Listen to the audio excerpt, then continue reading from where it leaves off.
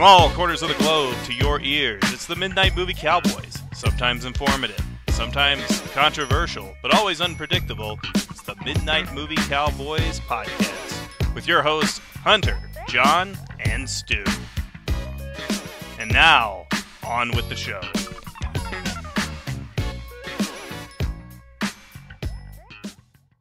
Hello, everyone, and welcome to another edition of the Midnight Movie Cowboys. I am Hunter, and joining me in Ron Jeremy's prison cell is Mr. Stuart Balk. Say hello, Stu. Yep. Hello. Yeah. Popping pills and all the other good stuff. And clutching out dicks like they're bits of rope. Yeah. In the Rocky Mountain High of Colorado, we have Mr. John Grace. Say hello, John. Hello. And we've got a couple of returning guests. This is an episode that probably should have been an episode of the Midnight Millennial Cowboys. We've got Mr. Eric Zaldivar. Say hello, Eric. Yes. The Zoomers at work were ecstatic about the new Mario Brothers movie, and I was just like, "What are you talking about? What are you 20-something-year-olds talking about a Mario movie?" But here we are. Back in my day, Mario had giant Goombas and cyberpunk dystopias. And Dennis Hopper, thank you very much. Yes. And also returning guest, we have Mr. Zolly Becker. Say hello, Zolly. Uh-oh. He's muted yourself. You're muted. Am I unmuted now? Yeah, there you go. Wonderful. It's me, Zolly Becker. He was just telling us about his bootleg ice cream he was eating. It was good bootleg ice cream. It's gone now. So before we get started with our movie, you want to whip out your junk real quick? Yeah, we better. Otherwise, we're going to fall weeks and weeks behind on it. So. Yes. So I'll go first. Mine's pretty short. Got a couple of Arrow. Yeah. Got a couple of Arrow Sammo Hung flicks. Knockabout. Yeah. Dragon. Oh, yep. Yeah. There you go. Yep. And I also got, can't help but update these. Jeez, I thought you were going to say can't stop the music for a second there. Yeah. Oh, God. No, we got... Don't do that to me. The entire Dollars trilogy on 4K. How do they look? I haven't tried them out yet, to be honest. Speaking of Italian junk on 4K, Dario Argento's Phenomena. Do you have the third one? Do you have the third one on 4K? I mean, I do. Yeah, and I got the reason I asked is because my next question is it the 3-hour bastardized version from 20 years ago? I'm going to admit that I have not watched it yet. So okay, that's fine. Next time I watch it, I'll check it out. It's to my theory that I don't think you can get anything anymore that's not that version. Like the American cut from '67, I don't think is available anymore outside of the old DVDs. And it's a shame too, because like I was listening to Tom Jennings on 24 Frames Cast, friend of the show, and he was talking about he's like, there's really not a definitive home release of the Dollars trilogy. He goes, they're all missing something. There's not a definitive version of the trilogy. They're all missing something. Yeah, exactly. Yeah, well, that's true, but the best version is the American version from '67 because it's the shortest. 100% agree. Cuts out a lot of fat. Yeah, the stuff they added in was not needed. No. I don't think the 4Ks are definitive. I think the 4Ks, the 4K of Good, the Bad, and the Ugly specifically is a reconstituted theatrical cut, but it's probably not really the real theatrical cut. And for whatever reason, they're forbidden from having the longer Italian version. There's a whole scene in there that they added to the 2003 version that was cut from after the initial screening in Italy, where Eli Wallach recruits those three guys in this grotto. And it's fun to see as a special feature, but it doesn't need to be in the movie. Even the director didn't want it in the movie post. The thing is about that, Zolly was going to complain to Kino Lorber about the not being right, but he doesn't want to get banned from them as well. I respect and like Kino, and I think Frank Tarzi is a good guy, and I think they'll do the Dollars trilogy again and again and again and again and again and again. What about Shout Factory? What are your thoughts on them? I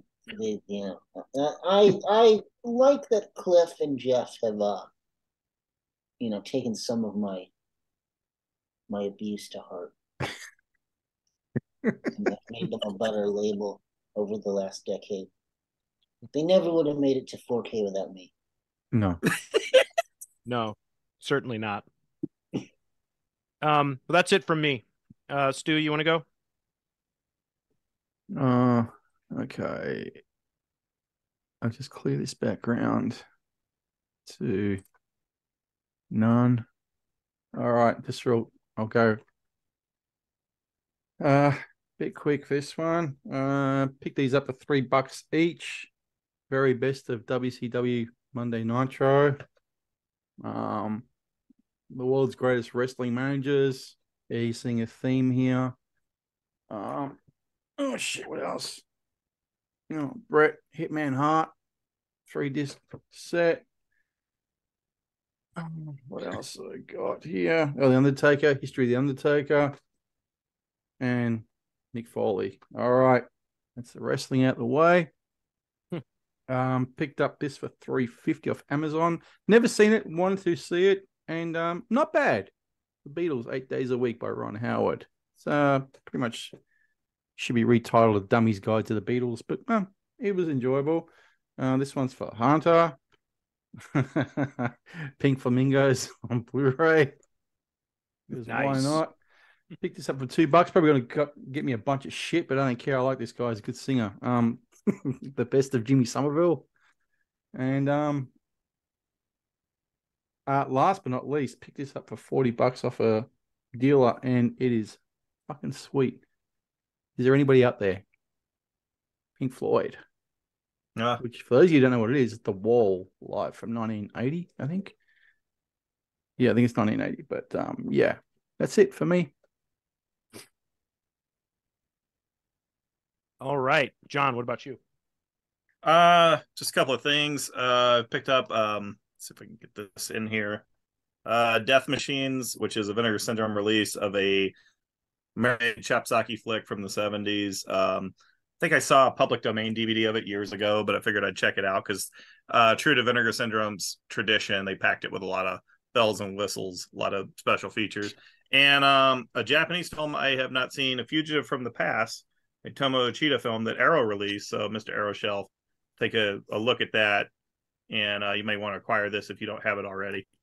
But okay. That's it for me because my cat, one of my cats here, you might see him walking around in the background as he's got a cone on because he had some expenditure. So not a lot of leisure Blu-ray buying this month. Oh yeah, no, that goes. Got to deal with the cat first. Yeah, do our guests cat has come first. Yep. Do our guests have anything they want to share? I don't have anything grabbable that I okay. That's what she Eric said. I'll be quick.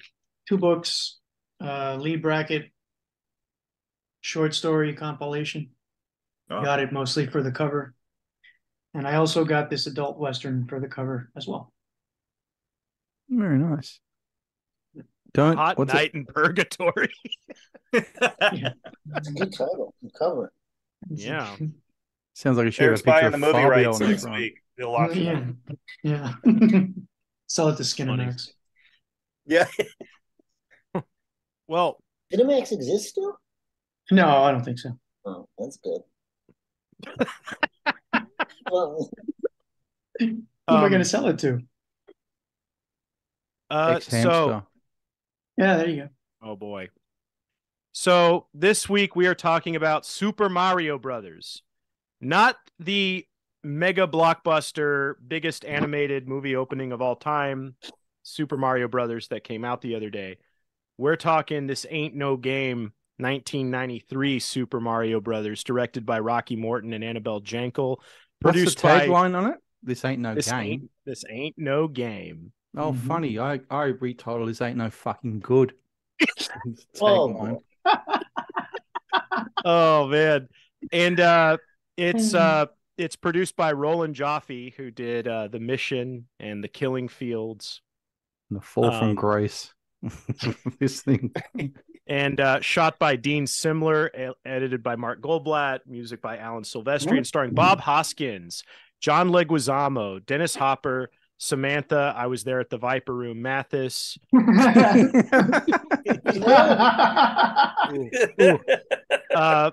Fisher Stevens, and Richard Edson. And yeah, did anybody notice Lance Henriksen in there? At the end? What? Oh yeah, the king at the end. Yeah, the rejuvenated Yeah. king.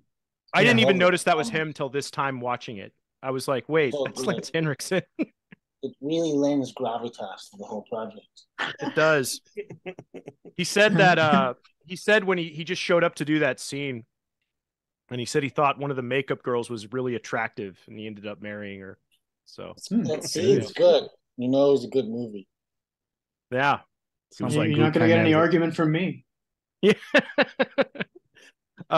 So Eric and we were doing this episode because Eric and I were talking about it, and you know how this was kind of a seminal movie growing up.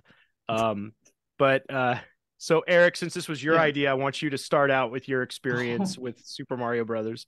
Oh, it's my fault, is it? Yes, Yeah, I guess you're right.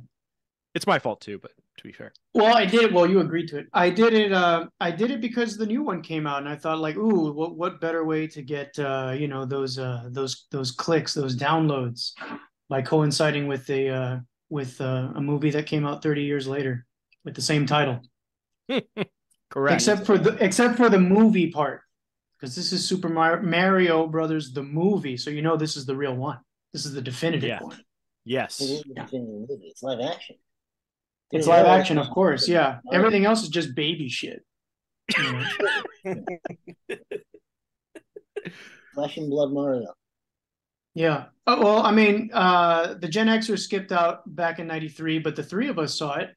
Why don't you tell me about your experience, then Zolly can go, or whatever order, of watching the film in '93 theater. Zolly, why don't you go first? Well, I mean, I saw it theatrically in '93 with my dad.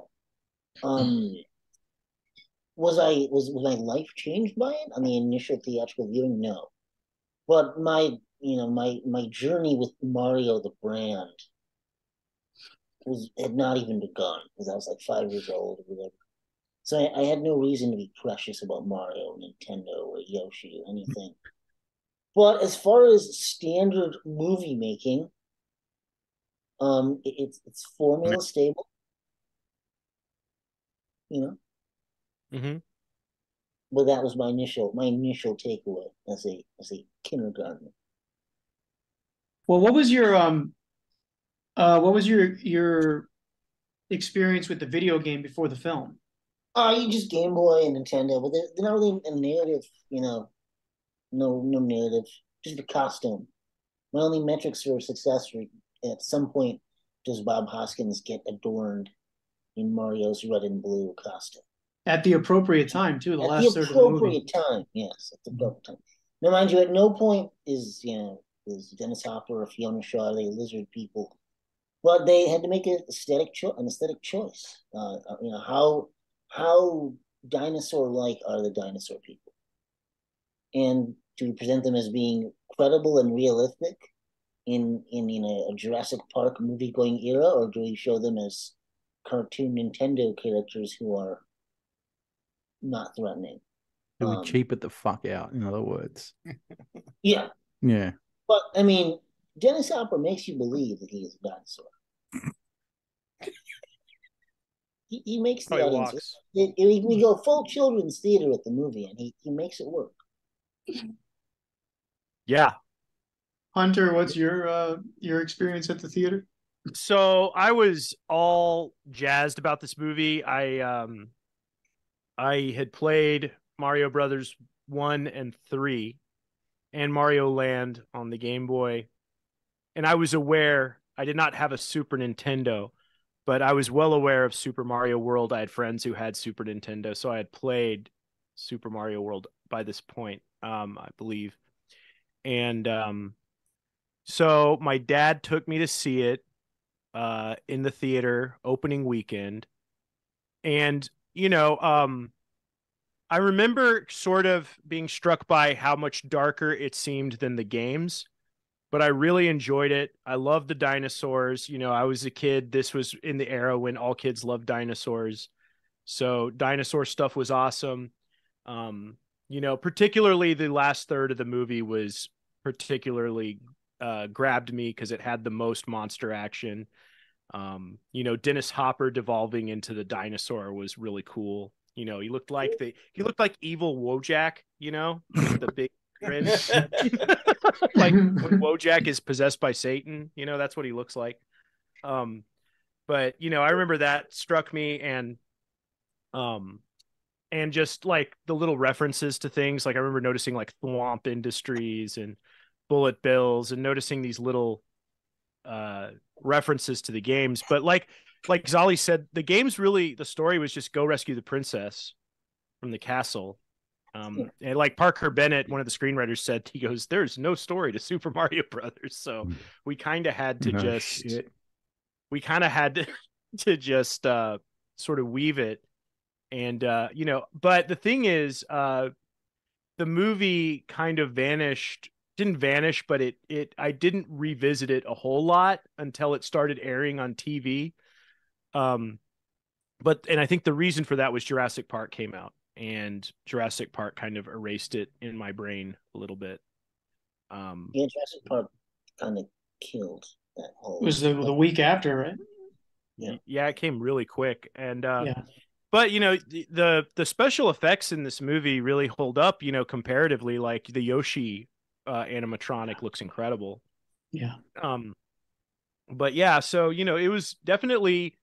It's one of the times I really remember going to the movie theater when I was a kid, because it was a movie I was really excited about, because I loved Mario. I was all in on Mario stuff. I loved the Nintendo stuff, like Zelda and all that. So and that was the blockbuster area where promotion for everything was insane. Movies were just, they were events.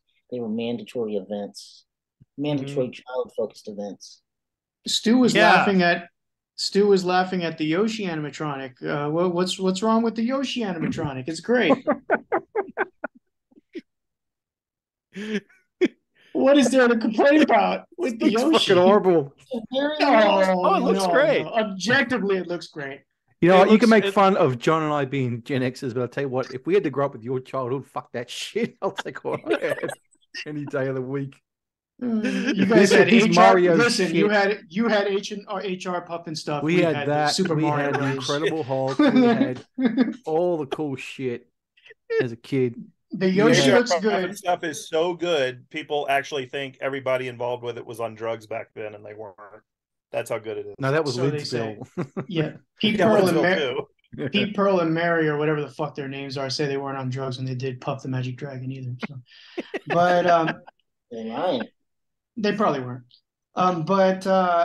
Yeah, I don't know. The Yoshi animatronic looks fantastic. In fact, I think I read somewhere, I was reading a lot of lit on this recently, which I was surprised by how much there was, because I thought this was just, Gone with the Wind. I mean, it's bigger than Gone with the Wind. Oh, it is.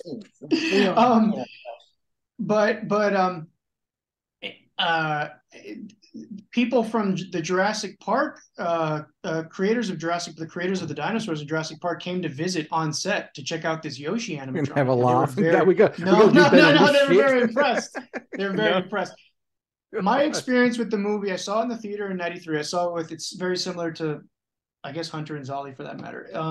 I saw it with my mother, and I went with a friend of mine, and my experience with the video games beforehand, I'm certain that I played the first three. Super Mario World, which is the fourth one, I didn't have a Super Nintendo till much later, but I know I played it at a friend's house or something. Not that it matters with this movie, but I was never bothered by it being so different from the games, because that was what we were kind of all used to at the time. Like the best example I can give you is the Ninja Turtles movie from 3 years prior. Mm-hmm. I don't remember seeing way better. That film was way it's good.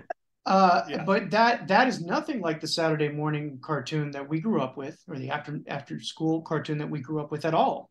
And we just accepted things were going to be like, okay, this is a movie version of that, so this is the real version, quote unquote. So Splinter's not going to have the same origin, and everything's a little bit darker and a little bit meaner. So that was the same way with the Mario Brothers movie. I had no problem with it at the time. I just accepted what it was. Hey, Yeah. Eric. Eric, Yes. what's your thought on the San Francisco bag lady looking April O'Neil?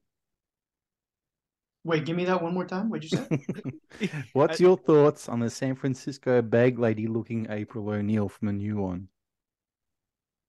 Oh, I haven't seen that trailer. She's black, right? She's like a black 12-year-old. Well, she's like really big too. Oh, she's fat. Oh, okay. Grumpy, oh yeah. She's got Oh, I like didn't know yeah. that. She,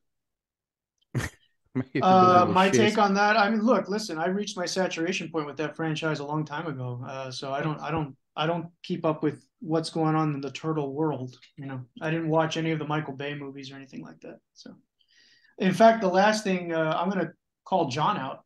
The last Ninja Turtles movie I saw in the theater was TMNT from 2007. I was a little too old to be watching that, I think, and John was certainly too old to be watching. Yeah, and I did see that. I just went to see it because back then had money and no family to support, and just went to the movies out of boredom. Mm-hmm. And, Well, but not only that, but it was a franchise that you were aware of, and I don't think IP had really taken hold the way it did. It would the next few years later. So nothing was like it wasn't a surefire bet that it was going to be a total embarrassment. Reboots. Yeah. well, and that was also that weird time when it came out after Superman Returns, and it was kind of doing that same thing where it's a sequel, but kind of not really, where we're kind of acknowledging some of the movies that came before, but we're doing our own thing. The term is mamby-pambiqual. Yeah. It's like either, stick your dick in or don't. Come on, man. Yeah, okay. I've got the pick. Now, mind you, the problem with that is The pick of what? Hold Is it on. blackmail? Wait. what's All that? right. Here, Eric. Yeah, let me see what kind of blackmail you. Oh, I see. I thought you took a screen Oh, grab yeah. of me. This is Yeah, she the looks. new Oh my Turtle. God, I don't. Yeah, no, this is. Mm-hmm. Listen, this is not for anybody in this panel. It's made for Yeah. Viacom children. Viacom. Yeah, I'm not gonna say what it's made for. We'll be kicked off. Well, and like Now- in like the Turtles, like they're like, oh, they really sound like teenagers. No, they don't. They sound like 12-year-olds. They It's do. weird. Yeah. Now, mind you, Oh, so they okay. April O'Neil, there were actually three different April O'Neils in the comic. Not that it matters. Nobody cares about the Ninja Turtle comic. But I mean, there is a canonically black Rachel O'Neil. Mm-hmm. Just as there is a canonically Ray but, Don Chong, whatever. Yeah. I mean, Very much that. But I don't think anyone at Nickelodeon knows about that or cares about that at all. No. I'm gonna be honest with you, Zolly. I didn't even know the Mirage comics. I was aware of the Archie comics, as was Hunter. I think we talked about it because I had a few of those, but I was not even aware of this more adult-oriented version of it until I was like in my mid-20s. I swear to God. It's like a state secret. Yeah, it's like a state secret because I mean there's a lot we don't know about Eastman and Laird and their plans, but if you look at the original Mirage thing, it's very clear that it's the Frank Miller Daredevil Elektra hand thing taken too satirically seriously. And people just think that the only comics people are familiar with are just adaptations of the cartoon show. Mm-hmm. Is Shredder in this black frumpy 12-year-old April one? Is Shredder transer? Is that what his name is? He could be a non-binary lesbian in a wheelchair who hates One of them transistors. we don't know. God bless him. You know, one of those trans testicles. You know, in the Michael Bay movie, Shredder was a robot, and he was a Japanese guy, and he was William Fichtner simultaneously. Yeah, that's right. Yeah. Well, wasn't it that it was originally William how do you spell this guy's name? Sphincter? Wasn't it originally the white actor, and then they got cold feet at the last second, and they were like, no, throw a Jap in there. Because his name is Eric Sachs, which is the same name as Shredder's name, but white. Orakai Sack. Orakai Saku. Is Shredder in this new one, and is he Japanese? As is appropriate. I assume he's like a hipster non-binary analog or not. I have no idea what damage non-nationality. Yeah, like he's only Japanese, like Gwen Stefani is. Is she really? Half? She claims to be, as does the leader of the Foot Clan. I guess I can sort of maybe see that. I don't That,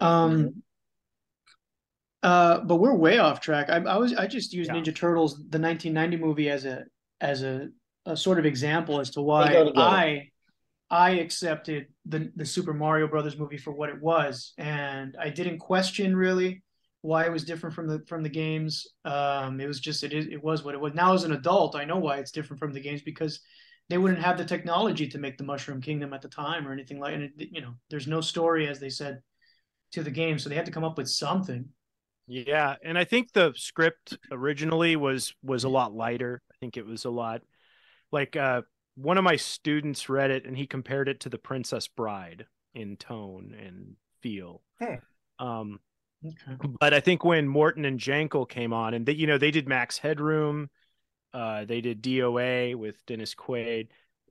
When they came on, I think they were pitched by Parker Bennett and Terry Runte, who are a couple of National Lampoon guys. They were pitched the sort of parallel world cyberpunk version, which was later rewritten by Ed Solomon. But that's where that take came from.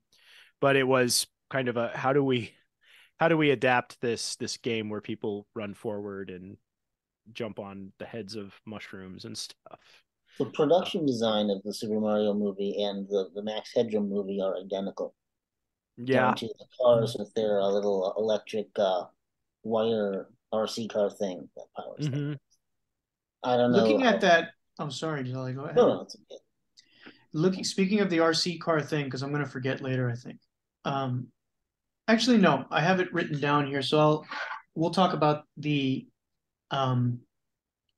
influences of the movie and the possible influences that it had on a game that would come out 3 years later, Mario 64.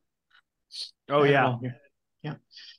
And also, by the way, do you remember having a conversation? I actually don't. Do you remember having a conversation with any of your peers at the time, 6-year-olds, 7-year-olds, 8-year-olds, as they may be, about the film? I don't remember anybody really talking about it. In fact, it's one of those movies that when you're a little kid, if something doesn't stay in the popular consciousness, you just kind of forget about it. And that's what I did with this movie. As soon as after it came out. Yeah. What was that? Jurassic Park eclipsed it. Yeah. It's like never right. happened. Yeah, well, I forgot about it, and then 3 years later, my mom would come home with the VHS, and I'd watch that, and so I was reacquainted with the movie then. Well, when I went to see this movie, I was at an age where movie talk on the playground tended to center around movies we weren't allowed to see. Yeah, and so all the kids were talking about like Aliens and Terminator 2 and blah, blah, blah. But at home, we were watching stuff like Home Alone, Blank Check. We were all watching like different stuff. The stuff we were allowed to see, we weren't talking about as much. Or something like Jurassic Park, which was PG-13. So it was, I can see, maybe my parents will let me see it, which they did. But it was the movie talk, talking about stuff we had seen or we were allowed to see. It tended to be like, oh yeah, that was good, if at all, why I don't have much memory of it. Yeah, I don't remember talking to anybody about it, except like probably 10, 15 years ago, a buddy of mine came up to me and said, hey, I saw this. And like, oh yeah. And he was like, do you think they'll ever reboot it? And at this point, the reboot IP machine was well underway. And I was just like, oh my God, yeah, definitely they'll reboot it at some point. He says, well, what do you think it'll be like?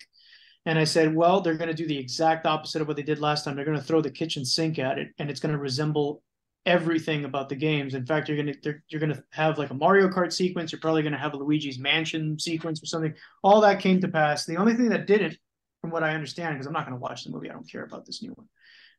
They don't have Wario in it. I guess they're saving him for a sequel. Yeah, I saw a thing on Twitter. It said, who should play Wario and Waluigi in the sequel? And someone said Quentin Tarantino and David Lynch. Good idea. It's like perfect. Yeah, I could see that.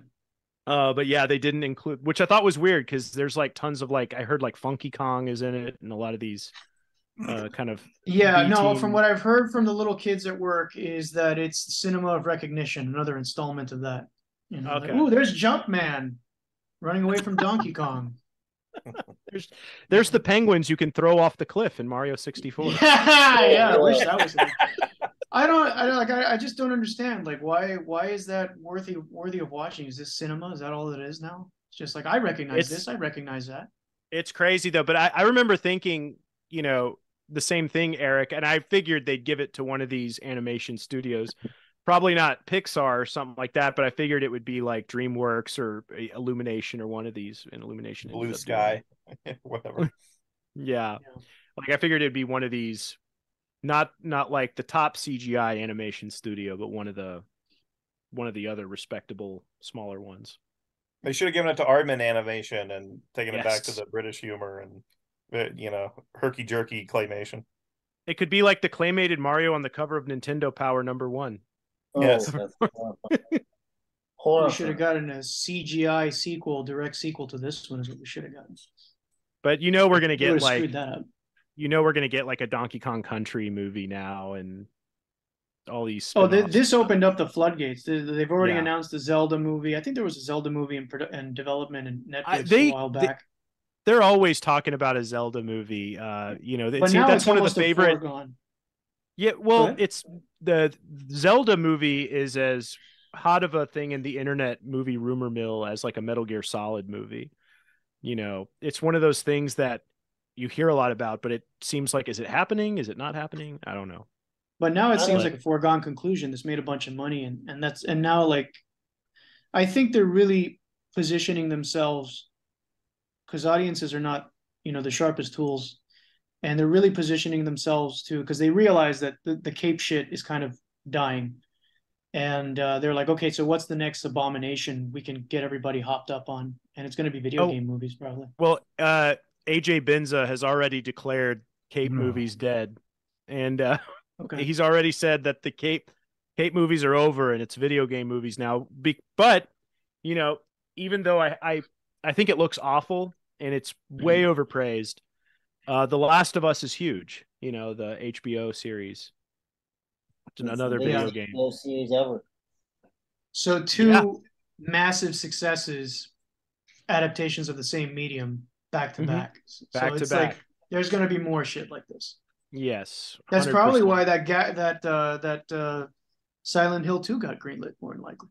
Yeah, and Christoph Gans is coming back to do it, so I'm there. Yeah, I wish I could be more excited, but I just even with him at the helm, I just nowadays I just don't expect anything to be good anymore. But yeah, this could be a paradigm shift, this new one. But Mario, the Mario Brothers movie from '93 was kind of the poster child for all video game movies are bad for a long time. Because the other video game movies that came out after this, you got like Double Dragon, which was similarly bizarre, kind of cyberpunk movie. But one that was really awesome. I really liked Paul W.S. Anderson's Mortal Kombat movie. I thought that was fun. Even Roger Ebert That liked was the it, I gold think. standard. Yeah. Like people will complain that it's not gory, but it was made for people my age at the time. So We eventually Yeah. got the gory version, and it was terrible. So it's not Yep. as good. Yep. Sorry, Doug Walker. yeah, who would have thought? Who would have thought? So, is there anything you wanted to bring up, Eric, before we go to see what the Gen Xers thought? I mean, we'll come back to the millennials after the Gen Xers. I want to hear what they have to say. Okay. John has been quite silent. I want to hear from Mm. John. What did you think of the Super Mario Brothers? Super Mario Brothers, the one with Latin representation, so you know it's better. Well, my impression of it was it's certainly not made for me. When I noticed it was the directors of the Max Headroom series, that kind of explained what the problem probably was. Is because to me, it's one of those movies that if I saw it in '93, I'd say, boy, they spent a lot of money on this film. But if you look at it now, you would think they didn't spend a dime on it, because that's just it's something about production values that don't age well. Like that whole parallel New York world or whatever looks like Meow Wolf, the local sci-fi touring thing we have here in Denver. You know, it's I've been there. Yeah, it looks like Meow Wolf to me, except Meow Wolf looks better. But there's a lot of I felt like they were trying to justify, okay, we can't make it fantasy, we can't although I think they could have.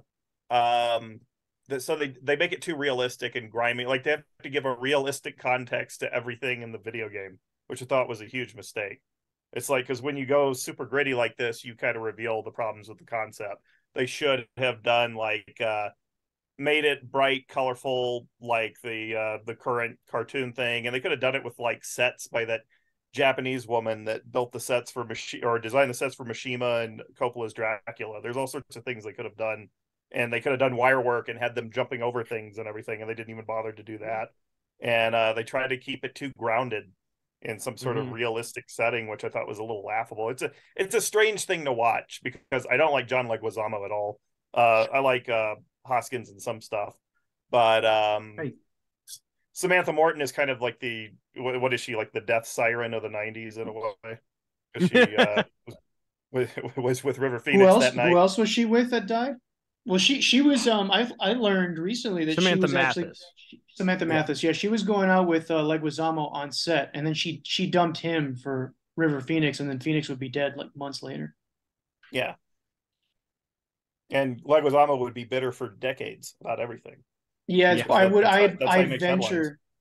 venture that, yeah, partially his bitterness towards this movie, although he's gone back on that in the past 10 years. He's nowhere near.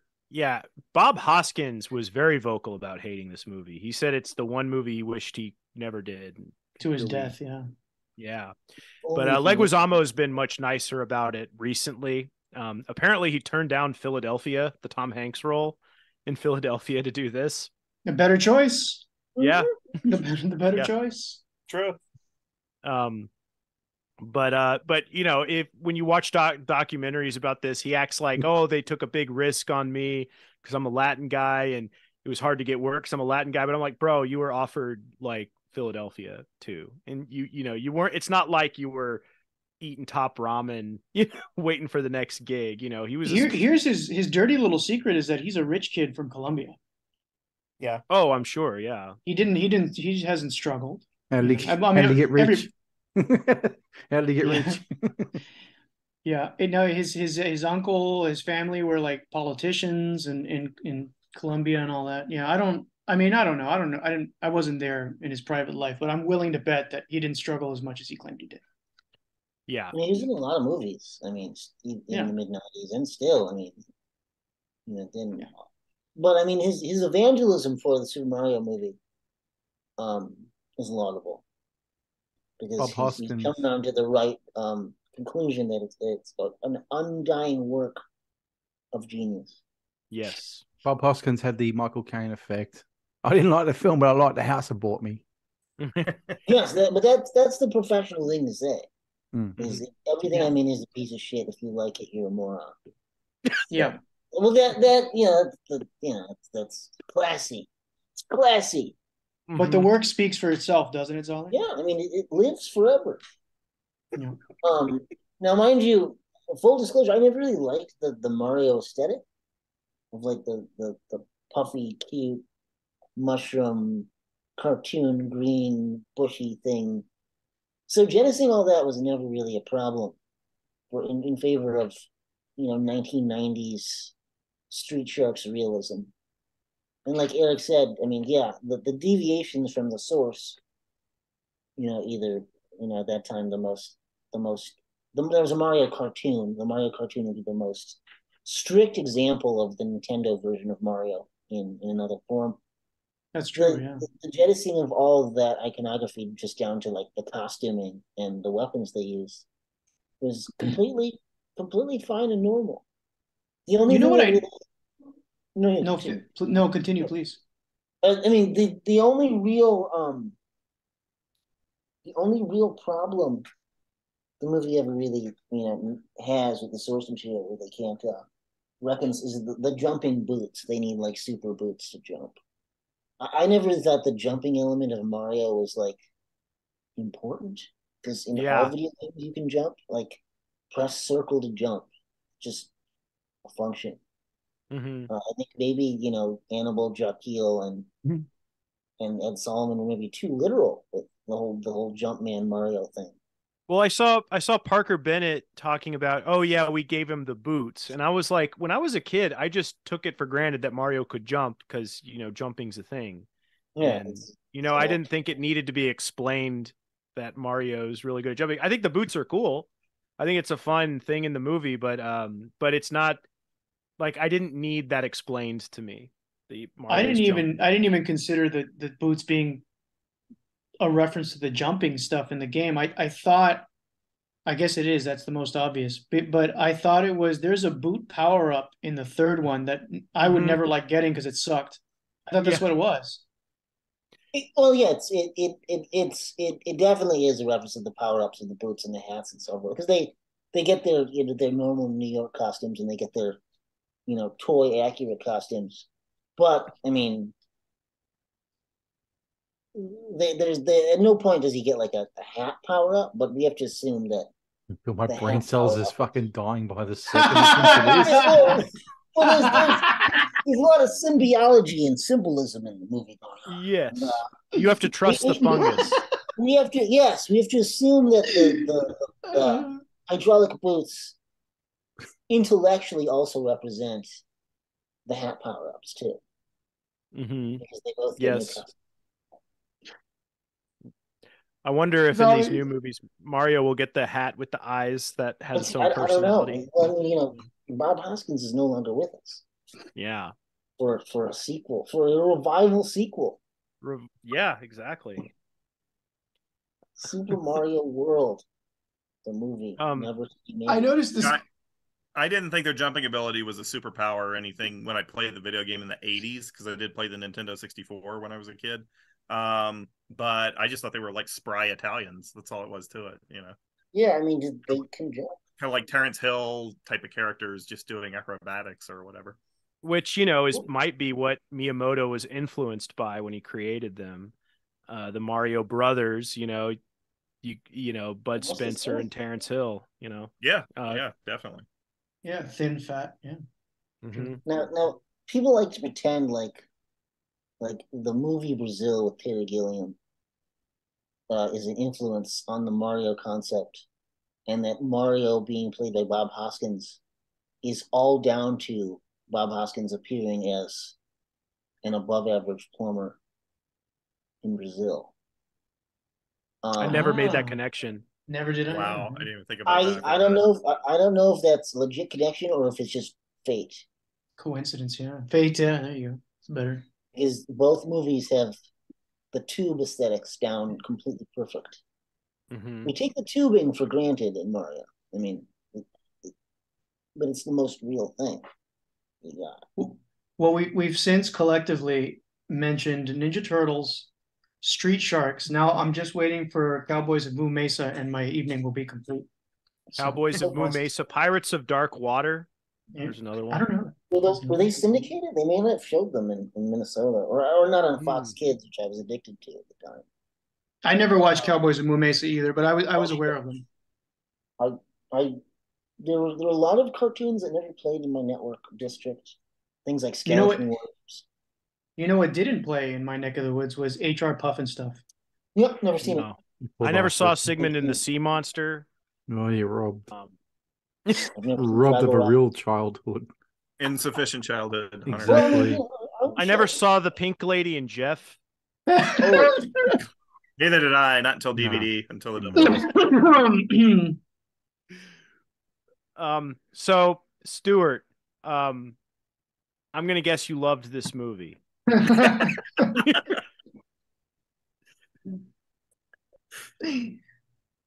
Well, first of all, I got a news flash. I've just seen here. Rob Zombie is not doing any more Monsters movies, so at least that's something That's positive I it. can take out of today. That is disappointing. to Or me. Rob Zombie Firefly, has or he's really done with the negative Firefly reviews. trilogy, so there's I no more of don't. those. The Firefly trilogy is done. We can close the books, but the But Monsters is unfinished. He's You have to no, make he more. says according to Zombie here, he's very satisfied with the way the Monsters finished in the film, which means they've told him to fuck off, you're not doing any more. They need to have a Butch Patrick child. I'm gonna They have call to. my new best friend based Daniel Roebuck and ask why the sequel's not happening. Yeah, you need to. You get the Yeah. real story. Based If grandpa. not Rob Zombie, then Alexandre Aja should make it. The Monsters 2 must be made. The show Yeah. must go. Get another guy from the Splat Pack to do it and Yeah, make it just PG. get Fred Durst. He made a really good movie. Yeah, dude. Fred Like Durst. you could get Wes Borland to do the makeup for the Monsters. And the Limp Bizkit soundtrack to the Monsters. Yeah. That get No, one. seriously. Wes Borland could and John Otto and DJ Lethal could craft a potent soundscape for the Monsters too.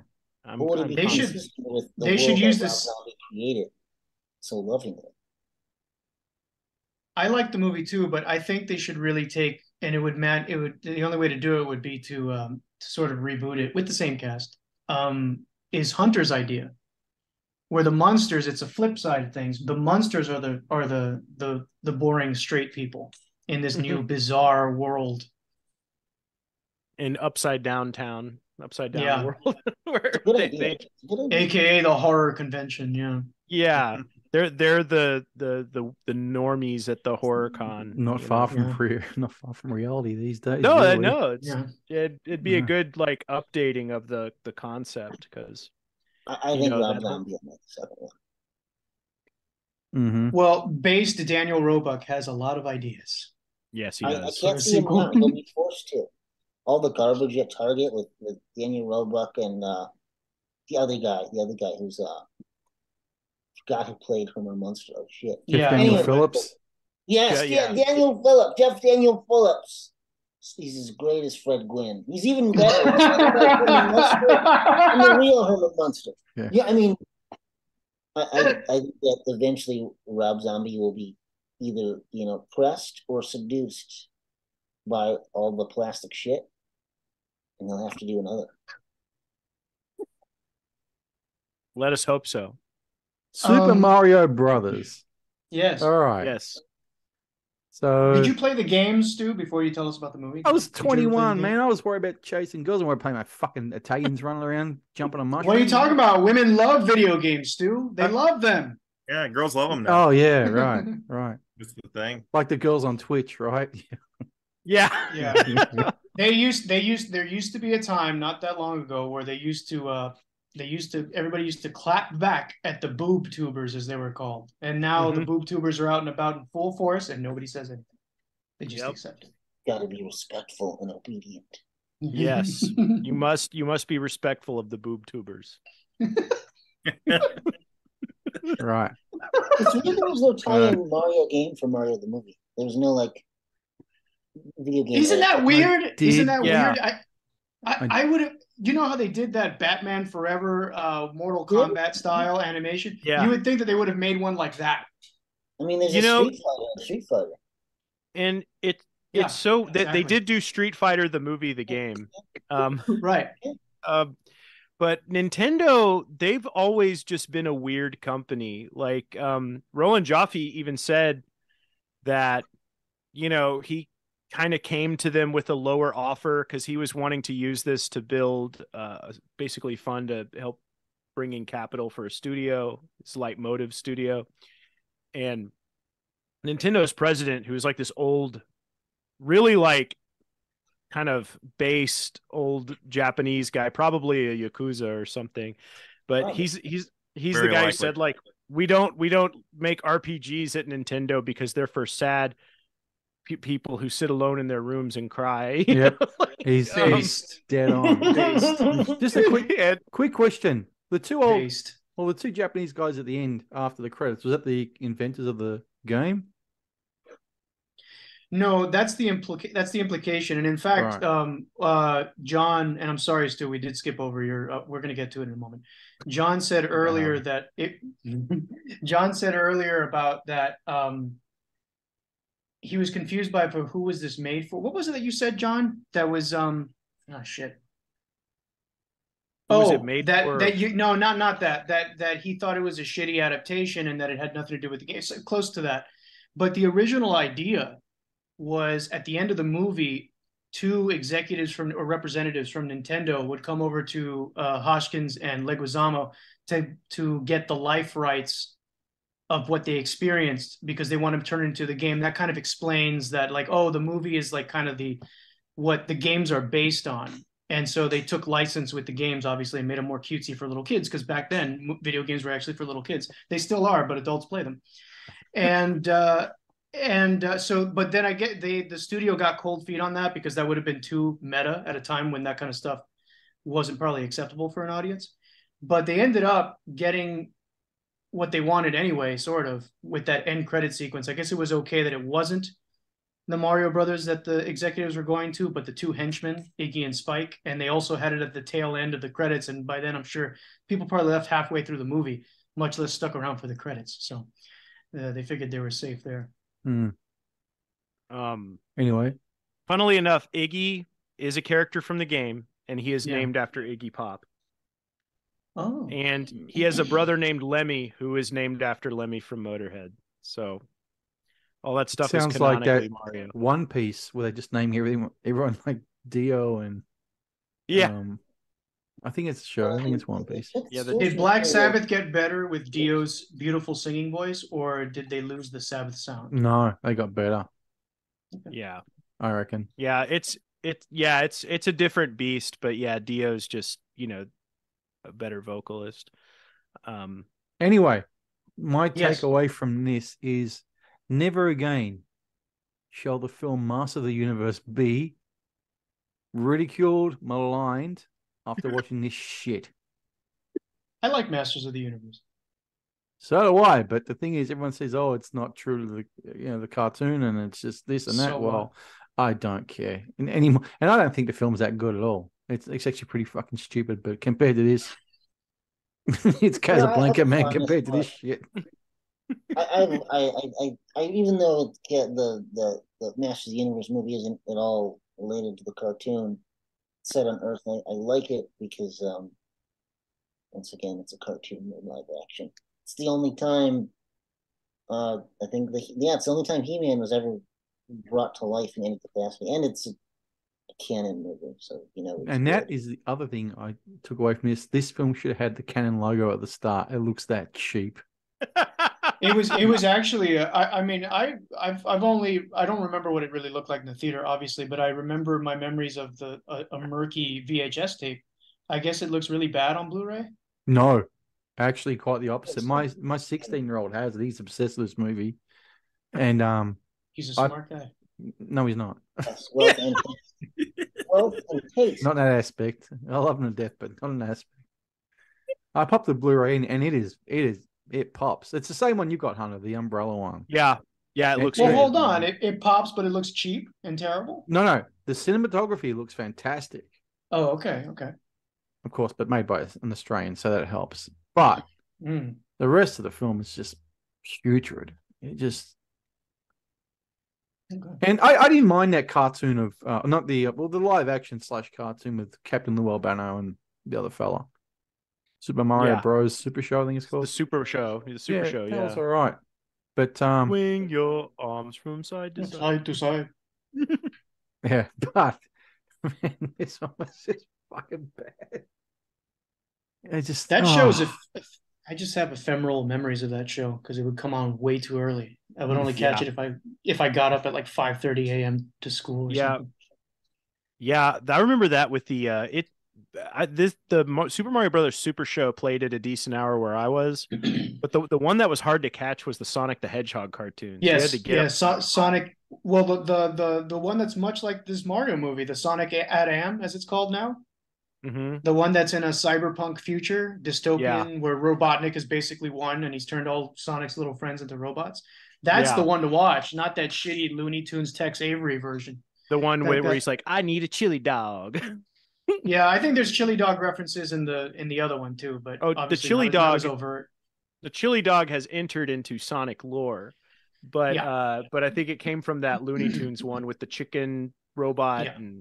but both have had Jaleel White as Sonic.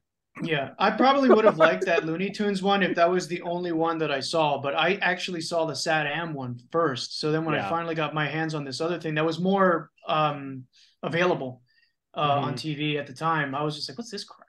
Yeah, that was the one that was easier to see, but I really wanted to watch the other one, and it was just harder to catch. Anyway, you boys are just going off on tangents, and we'll be here for 7 We're hours. talking about We've got- video games.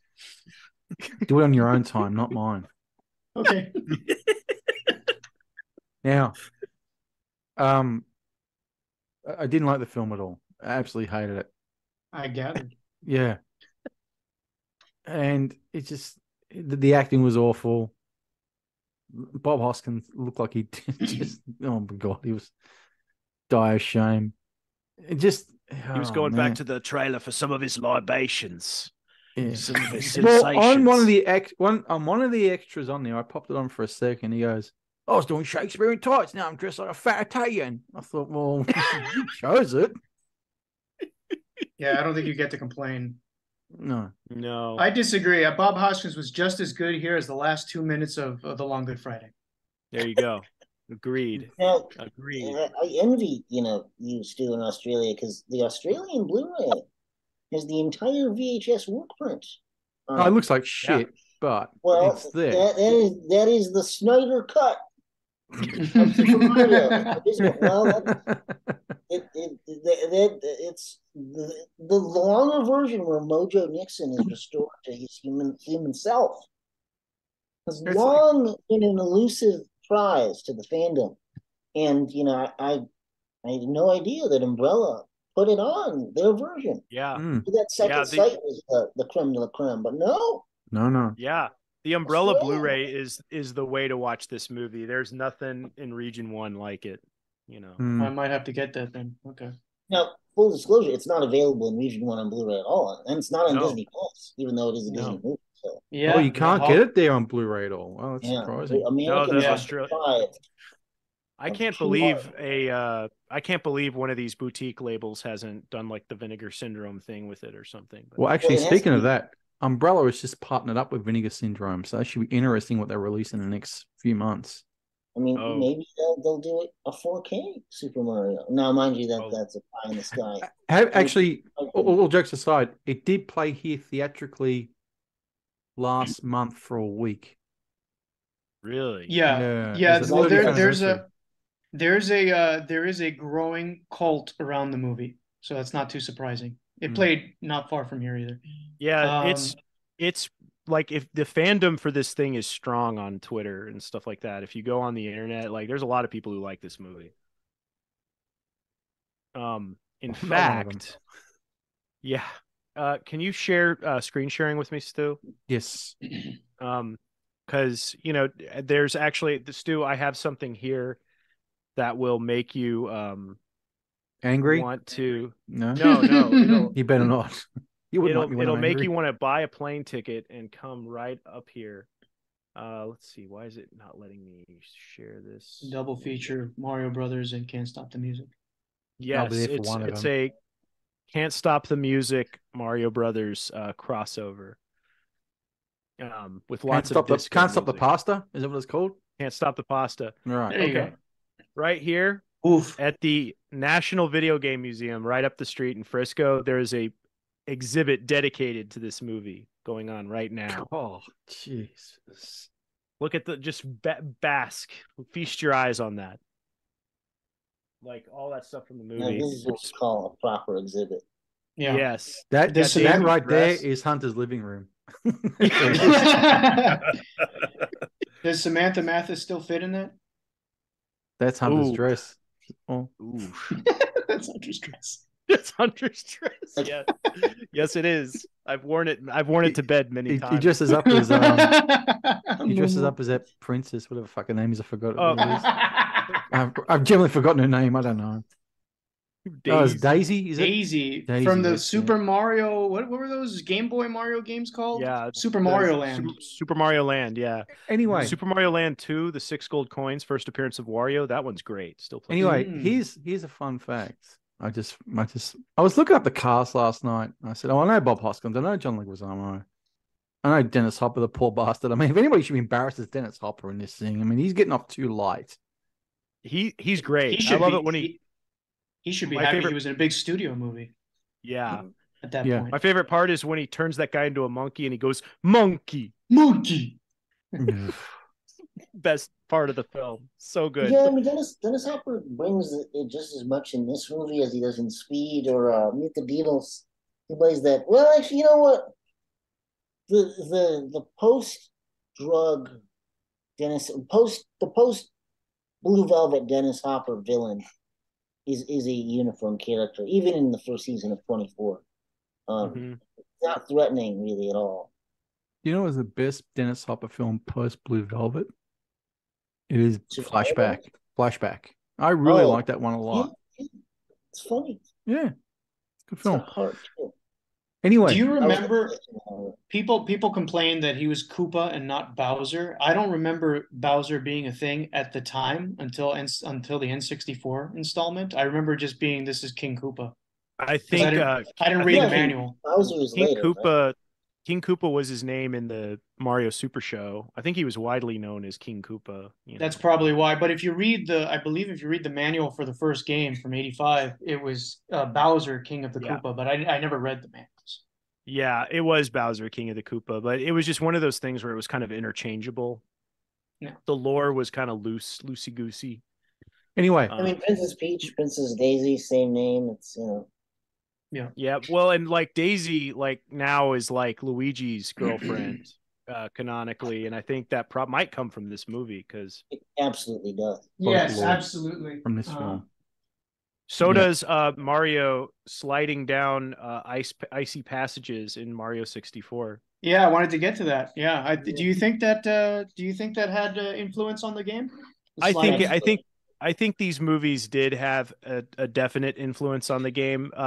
I know that people act like Nintendo hates this movie, and and it's likely its failure made them gun shy about at further film adaptations for a while.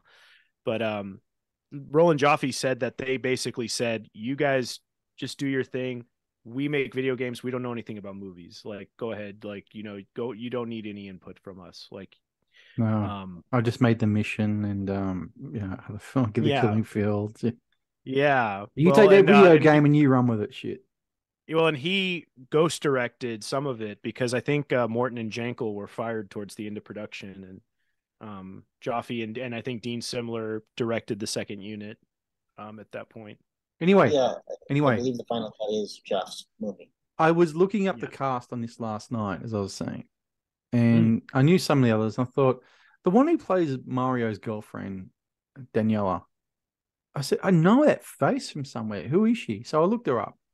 Her name is Dana Kaminsky. And well, okay, what's some other stuff she's been in? Because she looks very familiar. And I typed her in the Google search and brought up her Twitter. I thought, okay, this might show some things that she's promoting for films she's made.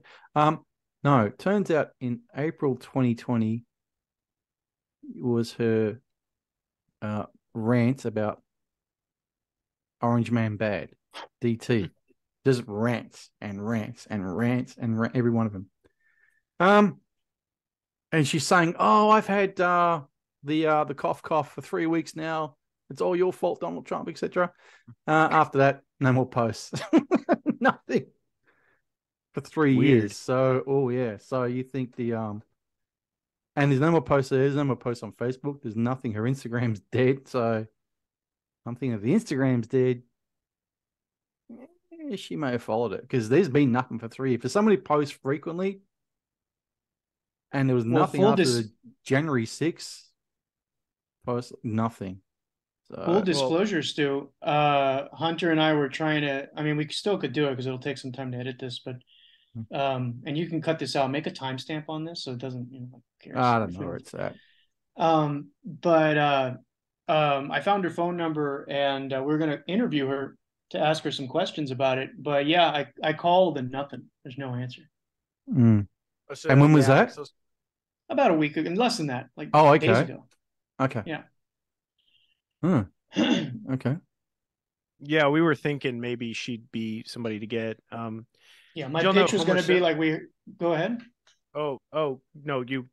No, before I just move on. that everybody. There was a Variety article where they interviewed the directors recently. Obviously, Leguizamo has mentioned the movie many times, but they also asked him again. They interviewed him again, and she was kind of the only one who is A, still alive, and B, we didn't hear from. So I thought, I could.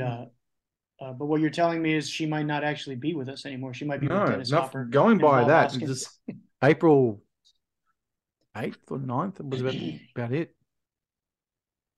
So, and for somebody who posts, like I said, for someone who posts as frequently as that, they don't just stop.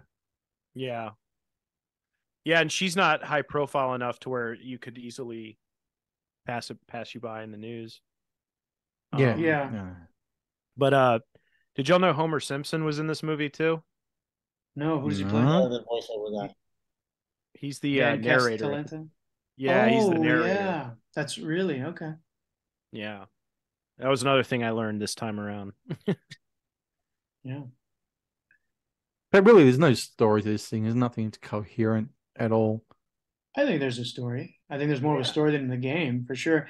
Oh, last thing about the 64 influence. Do you reckon the going through the paintings is also an influence from this movie? Going through the wall?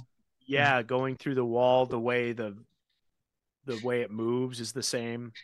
Yeah. I think that definitely had it. I think this movie did influence the games, even though I think people might think Nintendo just hate this movie and wish it didn't exist, but I don't necessarily think that's the case. And Nintendo's always been close to the vest with everything. They're, like I said earlier, they're a very strange company. The way they do business is not the way you'd think. Like, you'd think there'd be video game tie-in for this or for the new Mario Brothers movie. Nope.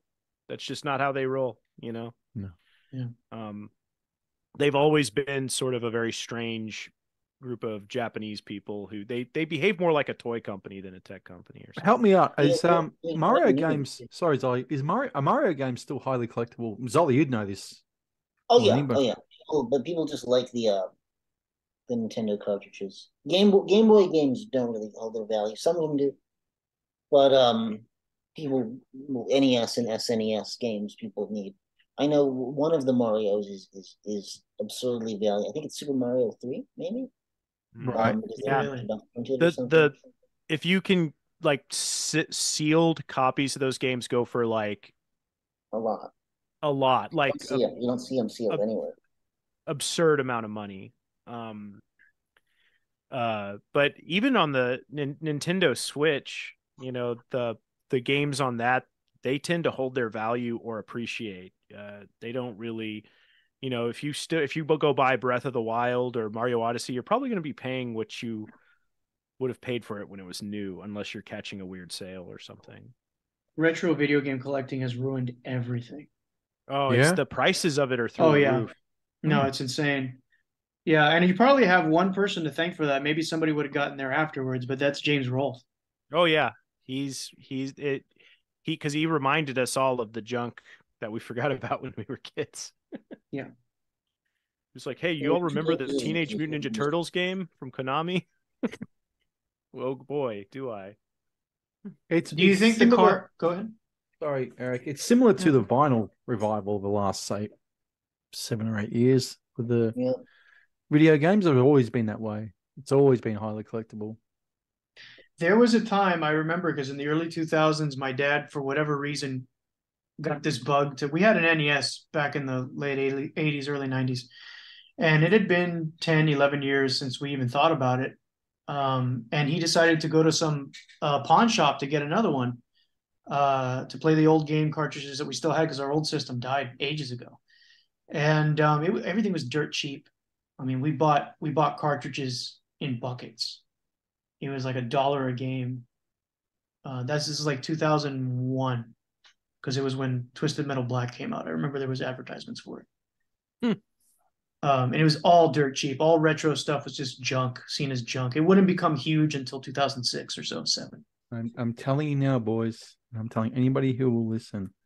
These things, CDs, and I'm holding up, but you can't see because of the background, and DVDs will make a comeback. I'm telling you now. And people are throwing them out for next to nothing.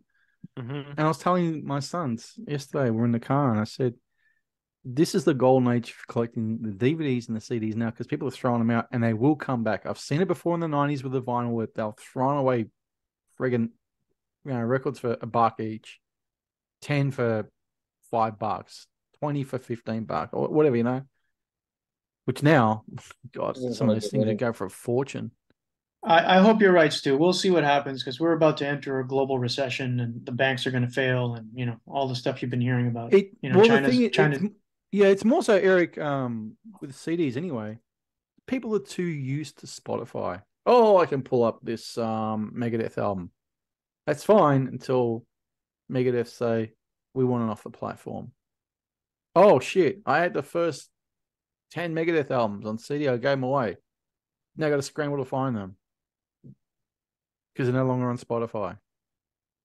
Well, yeah, we'll have to see what happens first: censorship at that level, or just complete collapse. And if it's complete collapse, then everything that we own is going to depreciate. Like I won't say who he is, but John knows. Somebody who's like the number one Bruce Lee collector, and it's the time to sell that stuff is now, because all that stuff is going to be worthless as soon as the boomers are dead, all of it.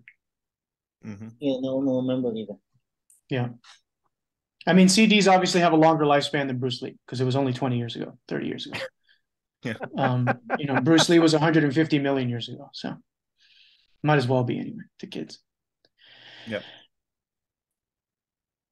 So that CD I bought back in 1990 of Metal Church is still going strong 33 years later, and Bruce Lee died at 32. So they do have a longer lifespan than Bruce Lee. Well, I mean, his legacy. Right. His legacy won't be worth anything once the boomers are all gone from the planet. Yeah. And Joe Rogan was not a boomer, but yeah. Yeah, I noticed I didn't watch the film, but just thinking about it, you lucky I didn't bastard. watch the film. Well, I didn't. I wanted to ask you, but I was like, you said to go on a certain place, and I was just like, it's okay. I remember it well enough. Seen it a lot.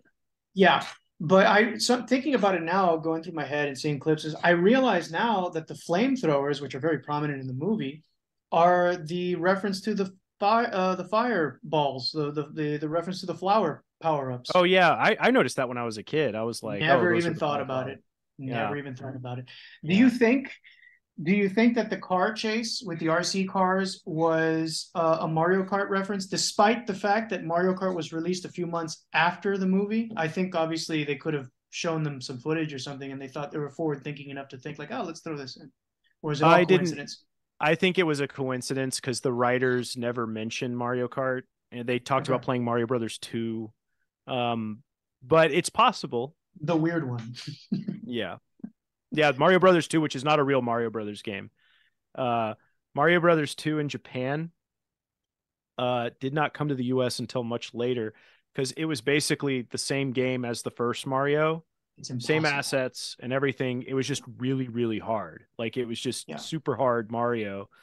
And when they were doing, what they said was Americans will not accept the same assets with just new levels.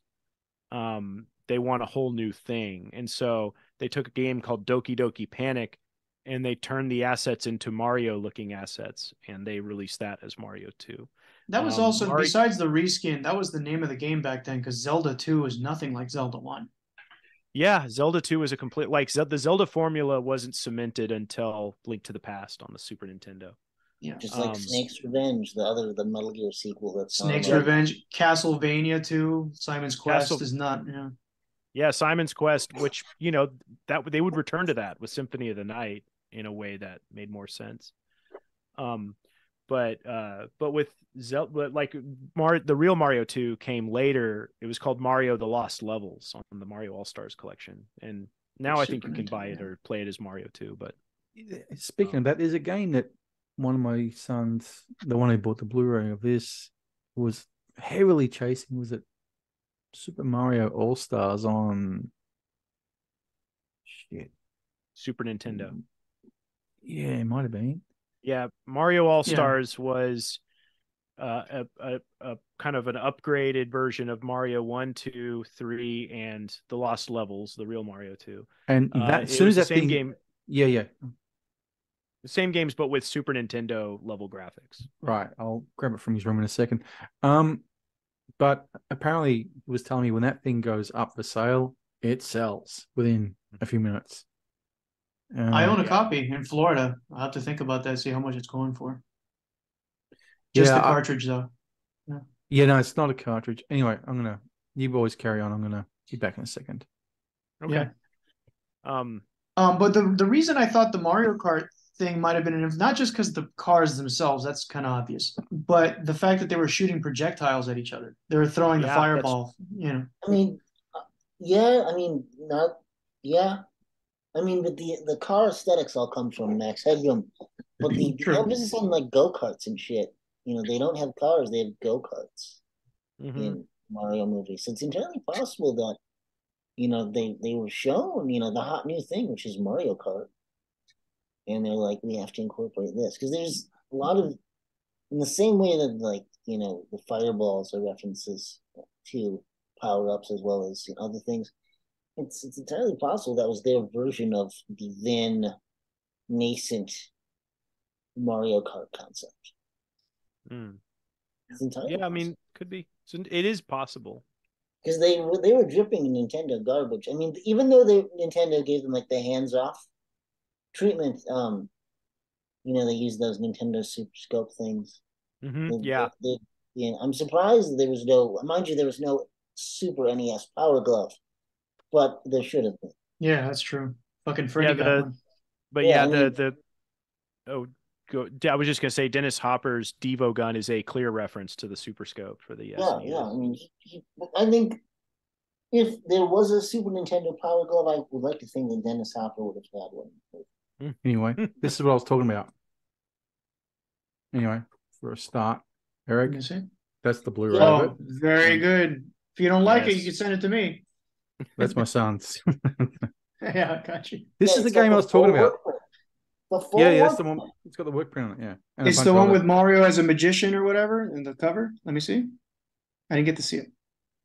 Oh, that's a newer version for the Switch. Switch. That's the one that goes super fast. I've got that one. I've got that one. Mario 3D All Stars. Fantastic. Yeah, right. That's he was telling me, Dad, if you see it on the stores or whatever, just get it. Because Nintendo, they released that and they said it's only going to be available for this amount of time. That's it. It's gone.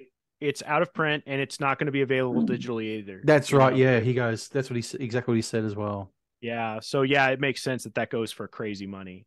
Yeah. What doesn't go for crazy money that's Mario related is the Super Mario's original motion picture soundtrack. And I was listening to it thanks to Zolly. Zolly posted it on Twitter, and I was just, I've never heard this thing.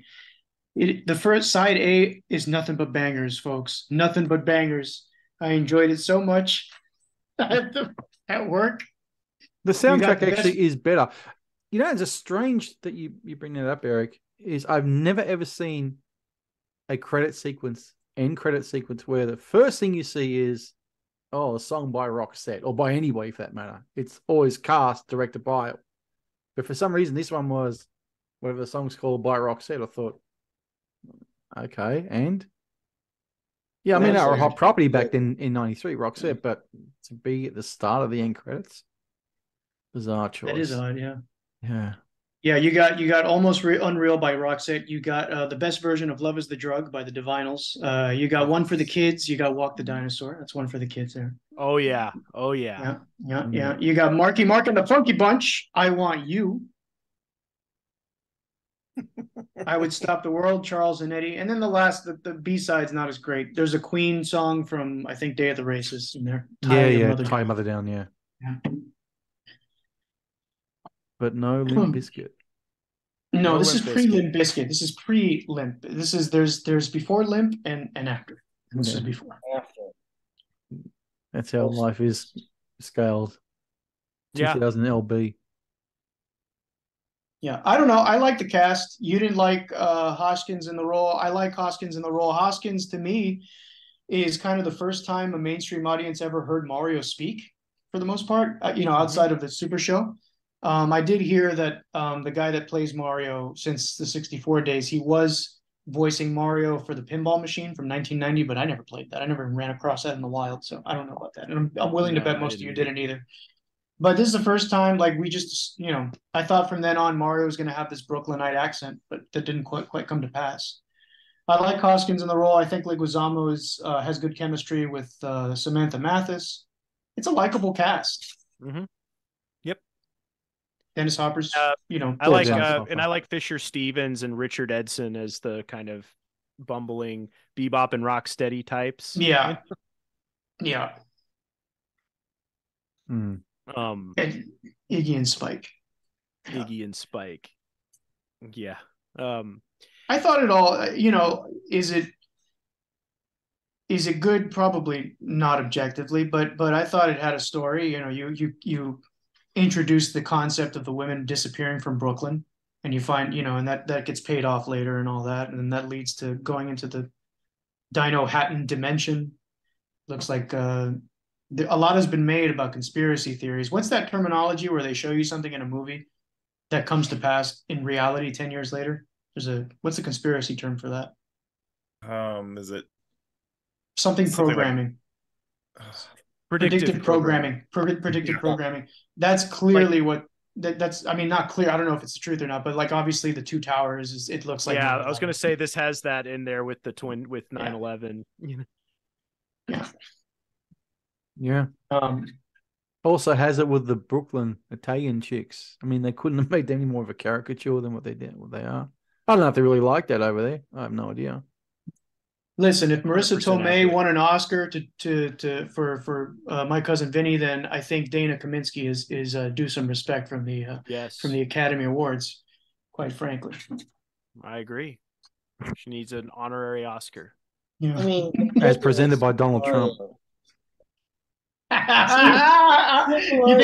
think she's still alive? You think if she's still alive? Do you think if Trump was presenting, would she refuse the Oscar? No, she wouldn't take it. No. Orange man bad. Not taking it off him. Yeah, I found her on Facebook. She was putting up Bernie stickers. So I was just like, oh, okay. Well, it's about what I expected. It's fine. No, I think Samantha Mathis is still alive. Yeah, she's 50, never married, is into kooky people. So, she was recently interviewed on Guardian. Although I did, even though she didn't mention the Mario Brothers movie on The Guardian, because it was mostly about River Phoenix, she did, her only comment that I could find on the movie was just like, I'm very proud to be a part of it because people come up to me even now and say, oh, you were Princess Daisy. So I was happy to be part of this disaster. The only one. Very diplomatic. Is Princess Daisy in the new movie? I don't think so. I could be wrong. Did somebody say that new Mario film was made a few bucks at the theaters? Isn't Princess Daisy, Princess Peach the same person? No, because Daisy, I mean, yeah, for our purposes in '93, yes, it was Princess Peach. Oh, even though I just knew her as the princess at the time. This whole Peach thing didn't come out till '96 with Mario 64. And if she was named, I think she was Princess Toadstool, wasn't she? But Daisy was in the Game Boy Mario games that we mentioned earlier. Yes, the Mario Lands. Yeah, she was also the NES games. Yeah, she was not invented for the film. She was invented in the Game Boy games. Stu, you answered. What was your question? Somebody said that this latest Mario has made a few bucks. I keep seeing that they cucked Disney or something. I don't know. I'm not following. Yeah, it has the biggest opening weekend for an animated film ever. Oh wow! Holy shit! What's it made? Yeah, it's a monster movie. It's made like 300 something million worldwide, like 329 or something. Because people like to point and say, "I know Jumpman." Yeah, yes. people like to be comforted by the familiar. That's a lot of fucking tofu sold at the bloody concession stand, I tell you, man. I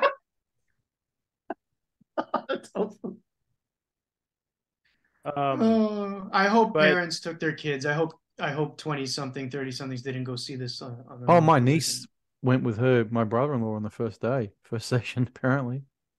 Okay, well that's her father, so that's fine.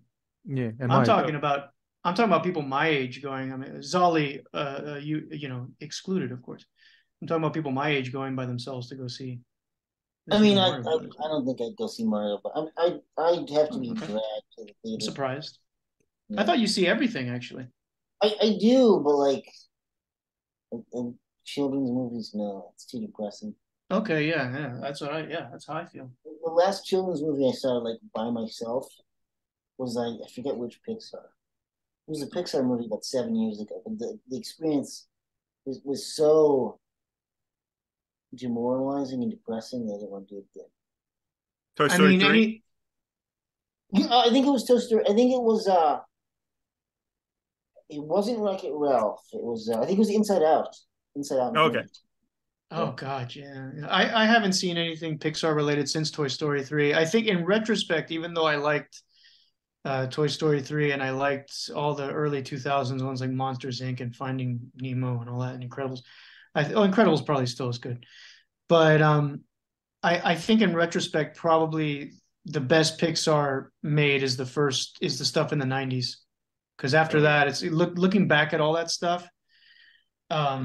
Monsters Inc. has some really creepy undertones about it that I was just like, what, kids and adrenochrome.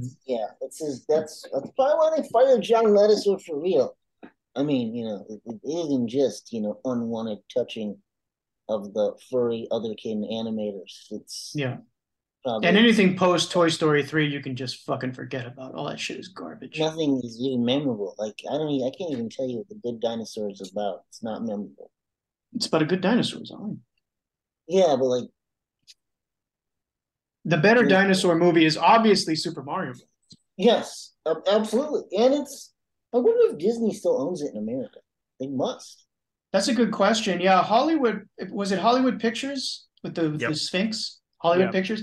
I thought, because I stopped seeing that logo was pretty rare. I mean, they made it as an additional Touchstone picture so they can have their more adult oriented stuff play in theaters. But I was under the impression that Mario Brothers, because it was such a tremendous flop, that killed that brand off. But no, their biggest hit ever was was like 6 years later with Sixth Sense. The reason they stopped putting movies out on that brand was because by the time 2006 rolled around, Pixar was running on all cylinders, and I guess Disney Animation was doing okay. They felt that they're going to stick to the brand that they're known for, which is kiddie fare. So they're not going to put out these adult films anymore. Yeah, I mean, Disney totally stopped making the last I mean, they made some movie where Chris Pine saves people on the ocean, but was that a real? But that was like a PG movie. It wasn't like an adult Which one? I'm sorry, I didn't catch that. Finest Hours, I think, was like the last Disney movie that's like a normal Disney movie that's not. Yeah, poor cat. I'm sorry, Stu's laughing, and there's a poor cat there. Yeah, you're probably right. That and I think $1 Million Arm, and after that they just only make Disney garbage. Disney garbage, yeah. Well, you know what I mean. Anyway, Eric. No, yeah, you're right. Just to answer your question, I was looking up. There is somebody who went to the theater, by themselves. I'll just show you who it is.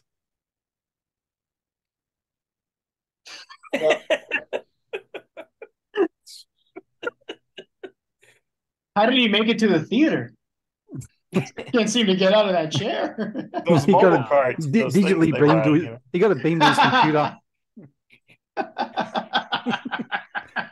What's those things called? A rascal? Is what they call it. I don't know what they call those things. Oh, So man. I know everyone here is hungry for more of this iteration of Super Mario Brothers. Yes. So I can tell you that there is a sequel webcomic that was made with the involvement of of Parker Bennett, one of the screenwriters. So there you go. Okay. And how is it? It takes off where the cliffhanger left off? I dismissed it.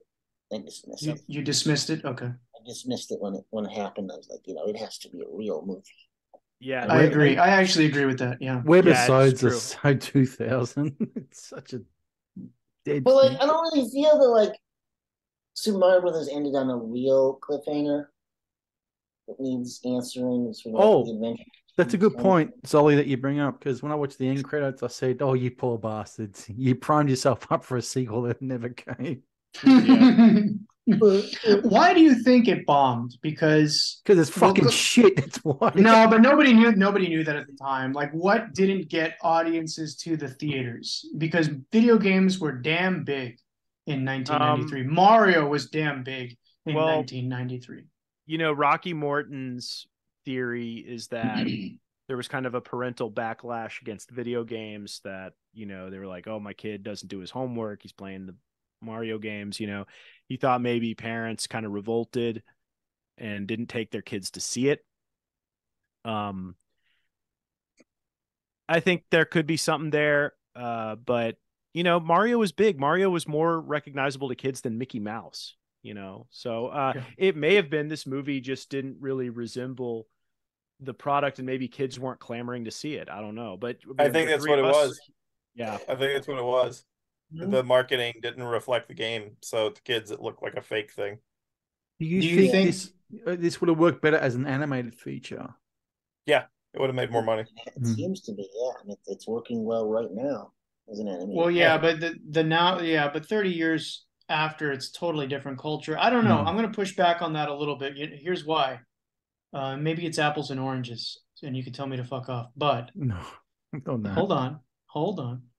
Because the Batman movies made a ton of money, and they were a darker tone and all that. Yeah. What's basically kiddie fare. I went to go see Mask of the Phantasm in the same year, I think. And it was a horrible bomb, wasn't it? Yeah. Nobody went to go see. Yeah. Nobody went to go see Mask. Best animated feature of Batman, in my opinion. Probably, yeah. I think so. The show was on TV every day. So I think there was kind of an overexposure to that version of Batman. And it was just too easy. What about the Super Mario Super Show that they threw in the theaters at the last minute, I think. It stepped on it. Batman the cartoon stepped on Batman the cartoon movie. Yeah. Yeah. I didn't see Mask of the Phantasm in the theater, and I think part of it was I didn't feel urgency because it seemed like the same product as what I was getting on television. Yeah. And visually it's not that different from the TV show. It's a little better animated, but not by that much. Yeah. Do you think the fact that there was no stars in the movie hurt it? Because we were still living in a star world. It's not like today where we don't have stars anymore. We got whatever, trans activists or whatever we got. Back then, stars were still key, and this has no stars in it. Yeah, that definitely hurt.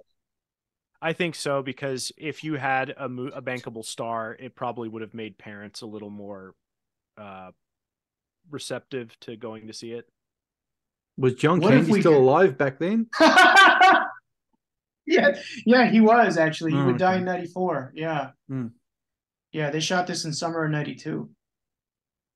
There you go. John Candy and Dan Aykroyd as Luigi. The problem was that he was originally cast as Mario, but they couldn't fit him into the cheap sets you guys were talking about. Oh boy. No, poor bastard. Anyways, that was Chris Farley. Was he alive? Chris Farley would have been a good pick at that time.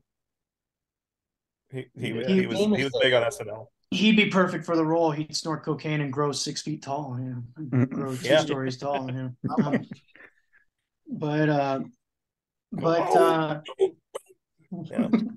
Stupid, slap himself. Whatever.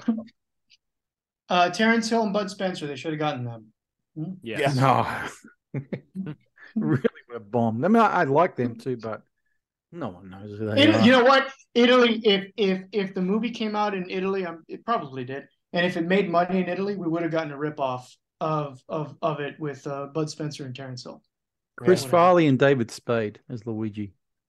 Boy. Yeah. Would have done it. I mean, I'm perfectly happy with the choices. The choices are iconic, as Zolly would probably say.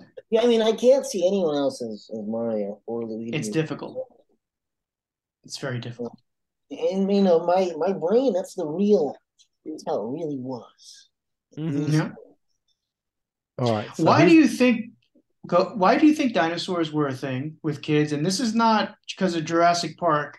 This No, is this is way before before that. this Yeah. is Land Before Time, 1986. Like what was going Yep. on where they were pushing? What kind of was there like an archaeological find at the time where dinosaurs were big and better than ever? What was going on?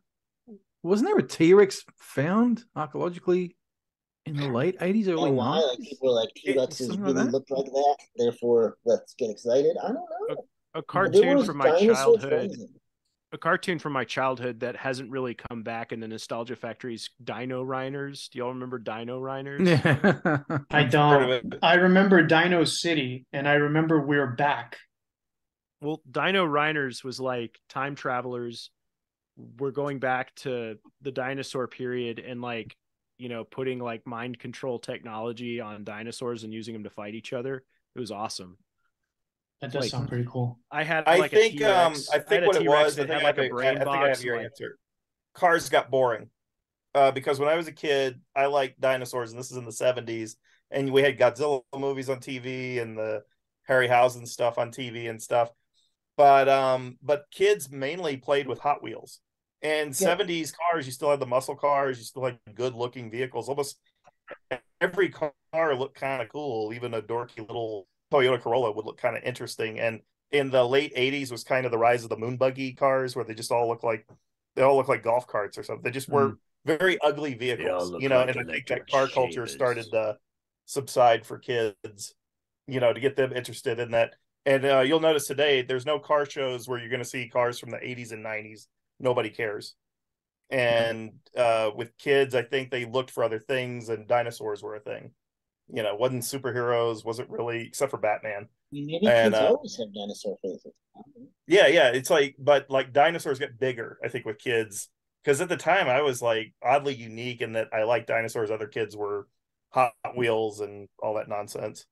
And I remember really liking them in the 70s. But yeah, they were always somewhat popular, but I think in the late 80s it was kind of the other things started dying off, and it might have been exposure to dinosaurs and stuff like video games. Who Wasn't knows? it a toy Mind you, line? there is, like, I think it was a toy line of Yeah. dinosaurs that came out in the late 80s. I don't know. I can't think of one that's popular. Maybe. Maybe Was there a Teenage Mutant Ninja Turtle, or was there a dinosaur equivalent of a Ninja Turtles show or something? I don't think so. Yeah, it was Teenage Mutant Ninja Dinosaurs. There was the Henson sitcom Dinosaurs. Dinosaur. Yeah, Yes. no, it was all over the place. There was dinosaurs, there was Prehysteria, there was oh yeah, Land Before Time, obviously, which got a million sequels in the 90s. There was We're Back. Anybody remember that? Yep, Yeah. that was a Spielberg production. Spielberg cartoon, yeah. I think once Jurassic Park or Carnosaur, well, that's not for kids, but once Jurassic Park came out, that would kind of put the kibosh on it because it was just like, okay, this is the definitive one. Yeah. We can't. It's not going to get However, better than this. it's not. It's reached its peak. However, one movie dared. One movie dared the next year later, and it was called The Flintstones. Yes. And the Flintstones did okay. The Flintstones did Yes, okay. it did. Yes, it did. Yeah. Well, and Yeah. it cast people who looked like the part, and the Yeah. production reflected the cartoon. Brian Levant was like a huge fan of that and the Jetsons. That's why, I guess. They didn't hide from. They had no reason to hide or be apologetic about the source, I guess. And it was produced by noted producer Steven Spielrock. Yes, yes. He made a big difference. But I mean, with Ninja Turtles, Tim Burton, Batman, and Super Mario, you have a somewhat apologetic tone about this is stupid shit for kids. Yes. And yeah, that's true. Yeah. And the Flintstones did not at any point imbue itself with that in the movie version. Nor did it even, throw shade on the fact that the Flintstones is just the Honeymooners. At no point did they feel the need to take a shit on that. Now with modern versions of television programs like Todd Phillips's Starsky and Hutch, they will That's bad. just take a shit on the thing. Yeah. Yeah, was Flintstones the last one where they didn't take a shit? I'm trying to think.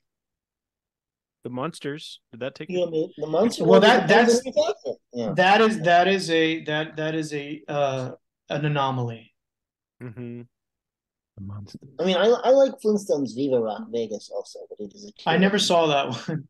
I never saw it either. Is that the one that had the Fred Schneider song in it? Or was that the first one? That was the first one, I think. The first one. Okay. First one, I tell you what, the first one has Halle Berry. Yes, it does. Mm-hmm. In her prime. Yeah. Yeah. And it's got Kyle MacLachlan. As the villain, yeah. Yeah. The last time his name meant anything in a film. Yeah, I mean, he could have a post Twin Peaks 2 revival. I don't know. Where he comes back as a tree. Or is that somebody else? Tree. He comes back as the tree woman from The Guardian. Hurricane Billy's movie. Oh, yeah. I've never seen it. I want to. I saw it in the theater. My second freaking in the theater. Oh, no. Saw it opening weekend. So I want to hear from the Gen Xers real quick. When this movie came, Mario Brothers, when Mario Brothers came out in '93, you guys were already in your early 20s. You probably was this even on your radar at all? Nope. Not really. Okay.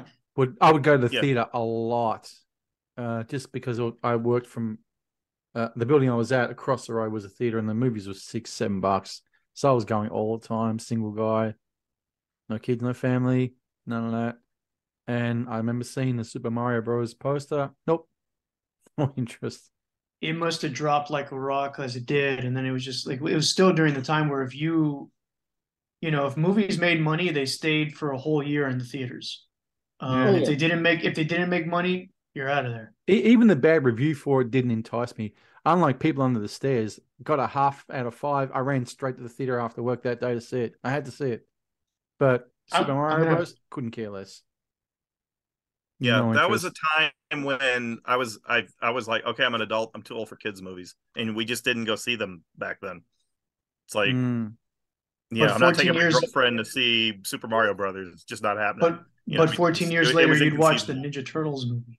Yeah, exactly. Things just changed. That just shows you how the culture weirdly changed. It was strange. Like when I went to see Teenage Mutant Ninja Turtles, the movie, I took my little brother to see it because he loved the cartoon. And I wanted to see it because it was a Golden Harvest production. I knew Hong Kong people had worked on it. So I wanted to see if it had any decent action. You something to it. We went there to the first opening day after school, and that place was packed with kids. And I said, "Oh man, this is going to be the most successful movie of the year," because I haven't seen a crowd like this since maybe Return of the Jedi or something. I heard it was like that for the new Mario Brothers movie. I heard the theaters are just bursting. All of my friends who have kids, all of them dressed up as the Mario Brothers, and they took pictures, posted them on Facebook. They were going with their kids to go see the movie. I suspect it's because the adults wanted to see it more than the kids, but I don't know, man. Mario's still big with kids. Still big. Oh yeah, it's a big seller. I can tell, from my own children, they love Mario. But I mean, I don't see the appeal. But I'm a different generation for them. I'm sure they're not listening to Shana Na like I am. They probably think, what's this shit? Well, the games are really good, I don't know. The games I are just haven't got timeless. time for games like that. I know. I mean, I haven't played, I haven't touched a Mario game in decades. Since Galaxy, I think, and that was 07. So I played Odyssey, so I'm still. I heard that was fantastic. I heard, look, everybody knows the N64 is the revolutionary game, and you can't really improve on it. But I heard that Odyssey is like the first best successor to it. Oh yeah, Odyssey it's incredible. Are people buying these N64 games? When was that period of that? That was like 96. 96. Zolly had a very good theory that I believe, because I'm the same age that he is. The 90s, unlike all the previous decades from the 20th century, the first 10 years, they were kind of defined by the Edwardian age, but they were kind of misty on what could define that decade. But the next decade, the war would define it, the 20s, the roaring 20s, 30s, depression, 40s, another war. 50s prosperity, you know, the clothes, the music, rock and roll, things like that. 60s, even though everybody thinks it was always psychedelia and hippie and shit, that was only the last like 3 years. Yeah. 70s is the reverse of the 60s. Hopeful. It's not hopeful anymore. It's just drugs and death and gas shortages and all that. The 80s were kind of back baby sort of deal. Reagan, everything's going great again. 90s, not so defined. Not so defined. Mike Malloy, noted Gen Xer, will tell you that the 90s were defined by the grunge era. I don't believe that. No. The grunge era is very, very short. It was such a short window of time. That's like the 60s where it's like that's a moment. Exactly. I do not believe that. I think the 90s, and this is Zolly's theory, I think the 90s began in earnest when the N64 was released in North America, which was tell me, Zolly, it was September, but really, if you really want to get technical, October. But if you really want to get technical, the 90s didn't begin until Christmas 1996, because that's when everybody actually got the fucking system. Yes. But then you're talking about a short window of time again. You're talking 3 years. Because Zolly extends it. Zolly extends it to 9/11, and I believe that. And sometimes on a good day to 2004, but yeah, sure, yeah. Lasted 5 years. I told Hunter, I'm getting nostalgic. I never thought I would be, but I'm getting nostalgic for the early 2000s. Oh, me too. Like the people, the clothes, the music. It's happening. Era that never was. It's happening. See, to me, the 2000s is just empty. There's nothing of the aughts that I remember. It's possible you had to be a kid. It's possible you had to be our age. Oh yeah, I think a lot of it. Like I was a teenager, you know. So. Yeah, because I agree with Stu. I didn't go to as many movies and started cutting back. And wasn't really into current music all that much. Honestly, the 90s for me anyway was the films. Say the early 90s. Really through the 90s, but really in the early 90s. No one understands here, except John, how big the WWF, the wrestling, and now the WWE was. It was fucking huge. Oh, it was huge. Hulkamania, I wasn't around for it, but I mean, that was the 80s. That was the 80s. But the late 90s, wrestling was huge too. It was massive. You had the WWF, the WCW. Oh, that's what you're talking about. Oh, okay, yeah. Because it was competition. It was crazy. Yeah, all the kids in my school and middle school were loved. That was some same here. I went to a WWF match in 1999. Oh, you got in the prime of the Attitude Era. Yeah, I saw The Rock. You know, it was fun. It's possible that I had the front row seat to that because Florida is kind of a wrestling haven. Yeah, it is. And and wrestling games were huge on the Nintendo 64. Like, oh my god, and they were so good. I didn't even like wrestling. I love those games. Yeah, I'd play them all the time at friends' houses, and like Fred Durst would be in it or something. Yeah, No Mercy, Revenge. Yeah. So to me, the 90s were defined by the grunge from 91 to 94. As John said, it was 3 years. It was gone. People seem to think, oh, it lasted through 2010. No, it was dead. When Kurt Cobain died, it died. And I don't really care for Nirvana, but Soundgarden, as I've always said, is a far superior band. But by 95, 96, no one really cared about Soundgarden. Well, and that grunge sound kind of got Cadillac'd into a corporate rock thing with like, bands like Creed, Nickelback, Live, Stained. They all kind of had this formula, the post-grunge stuff, where that sound sort of just became one. Yeah, but so the 90s were defined by a multitude of factions. You had the grunge along with the films of the early 90s, because the films of the first half of the 90s were far superior to the late 90s ones, in my opinion. Then you go to the second half of the 90s, you've got new metal was massive. It was friggin' everywhere. And the wrestling was massive as well, worldwide. So, 90s seems to be defined by a hodgepodge of things. It is. The other decades, it's more like, okay, you could pick and choose either one thing or two. You can pigeonhole. Yeah, you can definitely pigeonhole it. Yeah. Yeah, the music in the 70s, everybody thinks it's like, oh, it's the big disco era. But no, like disco was not really a thing up until like I want to say 74 because it was just a gay thing. It was a place for gays to cruise at for a while. Really didn't hit big And till 77, I'd say. 77, Yeah. but by 77 it was already kind of dying. The only reason it came back in a big way was because Saturday Night Fever was a huge hit. And Donna Summer was Donna Summer, Village People, Yeah. of course. Yeah. Yeah, they were, as much as you dislike them, they did really set that sound as well. Oh, I Feel Love is amazing. Amazing too. Yeah. It's stunning. Donna Summer seems to be so forgotten. And I mean, it's just sad because she was, yeah. Well, she did a rant that got picked up in the press that gays deserved AIDS, that it was God's judgment on them, and so she kind of got trashed and burned her own core audience, and I think that hurt her rep. Plus, a she bit, said but... also she'd only ever date white guys. She didn't want to go black guys. Did she say that? Yeah. She only ever She dated really a said married that? white guy. Oh yeah. Interesting. Yeah, because a lot of her audience was gay. Holy shit! Yeah, Mhm. Yeah, definitely killed it. I remember when that quote hit the papers, and it was a big deal. That was back when we didn't have 24/7 Entertainment Tonight media. It's like, and that got picked up in like every newspaper. Mm.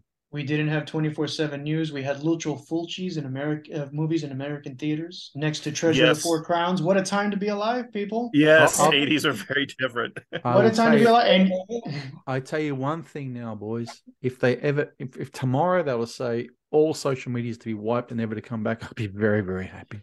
the only positive I can possibly think that would go away is I like YouTube because I like to use it as a radio, essentially. Yeah, but I'm And talking I about like social media though, Eric. I'm talking about social media. Facebook, Okay, well, social media. I'd be all right with the internet yeah. being wiped out entirely, quite frankly.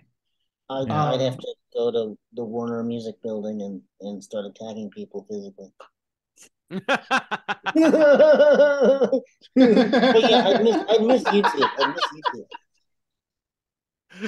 I would miss YouTube too. But I every day that goes by, I just think like, and I spend so much of my time on the internet, most of it, and I just think that like the world would be better if we just could go back and not have this thing at all times and kind of not be doing what we're doing now, which is fun. But I think we'd all be better off and we'd be healthier if the internet just wasn't around. What do you reckon, John? We lived it in the 70s and the 80s. It was. Yeah. Well, I think the three younger people here lived it as well. I mean, I didn't really absolutely. But you I didn't really get into. But the thing is, by the time the internet really hit about what 94, 95, got big say. Yeah, but nobody was. It didn't Yeah. become mainstream until 2008, and yes, there was plenty of people on in the early aughts. I didn't get on until 2005. The internet was really the Wild West back in the 90s. Oh yeah. Yeah, I didn't get on until 99. I think I got an email account. Yeah, I got about 90, 98, 99. Sounds about right, I think. Yeah. 97, 98 for me, I think. I can't remember. It was so long ago. But it's just a blur of Star Wars Episode 1 trivia and facts. Yes. But I mean, when are we doing a Midnight Millennial Cowboys of Phantom Menace? When is that happening? Oh, I'm down for that. I know the other two. Yeah. guys Yeah. are. Well, I'm not millennial, so I'm out. Yeah. It has redeeming value. I think it's the best of those first three. Well, of the prequels, anyway. Yes, it is the best of the prequels. Yeah, Absolutely. It's Better than I enjoyed 3. I thought it was all right. Yeah, I enjoyed 3 too. I'll save it for the show. Uh-huh. For the show. We should we could just do the prequel trilogy. Just go through them all. True. Yeah. Well, you can't talk about Phantom Menace without talking about the other two, anyway. You can't. You just have to talk about them. Yeah. It's one work. So the work of one man too, though. It's a vision of one person, regardless of the quality. It's the work of one person and a bunch of slaves, but the vision of one person. And that's what makes the difference between this Mario Brothers that we're talking about from 30 years ago, almost to the date, and the new one. The one from 93 might have been a nightmare to make with studio interference and maybe directors that didn't know what they were doing, or at least that's what the actors claimed. But the early 90s was if you've ever seen The Player, that's what Hollywood was like. The executive was the king. That's Mhm. why you had executive celebrities like Joel Silver and people like that. And if anything, Mario Brothers does seem like it has a vision, whereas the new one has a vision of, like it's a groupthink sort of scenario. It's all corporate nonsense. Yeah. I mean, I don't know. I didn't see the movie, but that's what I'm going to assume because that's what every movie is now. Well, Anyway. that's what they're all, but I think a lot of people are like, because this Mario movie is so pure or just so much of that in terms of what it's so beholden to the games, people are like latching onto it as an anti-woke thing because it's not like, recasting anything. It's not, doesn't seem like it's directed by the HR department, Yeah. It's not like the new but- Spider-Man film where Peter Parker's got a badge that says hashtag BLM. Are you Yeah. kidding? You're not joking. No, it's serious. And also it's trans kids' rights or some shit as well. Interesting. Mm-hmm. I'm going to have to call Daniel Roebuck about this. He's not going to be happy. But so I think that's a good spot to leave off on. What do we want to rate Mario Brothers? Eric, you go first. Oh, gee. I'm giving it a 7. 7? Yes. That's what I give it to. Zolly, what about you? I'm giving it a 7 also because it'd be a 10 if the full work print was finished and released. I gotta see this work print. Well, Umbrella that awaits point- your order, Zolly, and to they'll that be able to point- make you happy. Until that point, it remains at a 7, but a strong 7. Yes. I had John. a debate with myself internally. I thought I was going to give it an 8, but then I went 7. Go ahead. Yeah. I mean, if you're rating it on a scale of 5, I'd say it's a 5, but on a 10 scale, Sure. That makes sense. That makes more mathematical sense than the people at Letterboxd. What about 100 with their scale? stupid ratings? like 80 something. I gave it an 80. Yeah. So basically 8 out of 10. It's not perfect. But it's like, it's up there with the deal of the century. Some other stuff, some other movies that are there. John, what about you? I give it a 3. I like the dinosaur animatronic thing, and that was, Yeah. What'd you think of the creature effects? yeah, I like them because it's kind of like some of the last puppetry effects you get in a mainstream film. Because a couple of years later, I think CGI, I guess, became the standard after, I guess, Dragonheart kind of started that, where everything had to be CGI afterwards. So, Did you do the dinosaur while you were watching the movie? I was moderately 80s Gen X amused when I heard that song because that was like a big hit in like 86 or 87. That was Yeah. kind of an old tune, 88. It's the same I was feeling like, I that's get. my high school song right there, We're going to The ask same you to do the feeling- dinosaur as we Yeah. end this. Yeah. It's the same feeling I get when I hear Tarzan Boy and Teenage Mutant Ninja Turtles 3. Yes. I got one of those Como internet radios that I don't think they make anymore, and I just keep it on the Italo disco of the 80s channel. Yes. And they played Tarzan Boy the other morning. I was like, yeah, Yeah. high such a school is great- back. I'm glad you brought up Ninja Turtles 3 because just so you know that I was a dumb little kid, but as we all were, but just so you don't think that like, oh, I have nostalgia goggles on or something. No, Ninja Turtles 3, and it came out the same year as this film did a few months before. Ninja Turtles 3 was the first time that I remember thinking, oh, this is shit. This is a bad I didn't movie. like it. Even when I was a kid, I had the good sense to know Ninja Turtles 3 sucked. I thought it was Yeah. 2 that was one that everyone hated. It's 3, 2 is is it? great. No. 2 is great. Oh, I got mixed Yeah. up.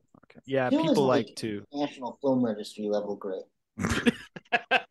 Yeah, three Yes. has like no action. There's like no fight scenes, and they had Lau Kar-leung on the set, and Bruce Lee, one of the Bruce Lee clones, is in one of the costumes.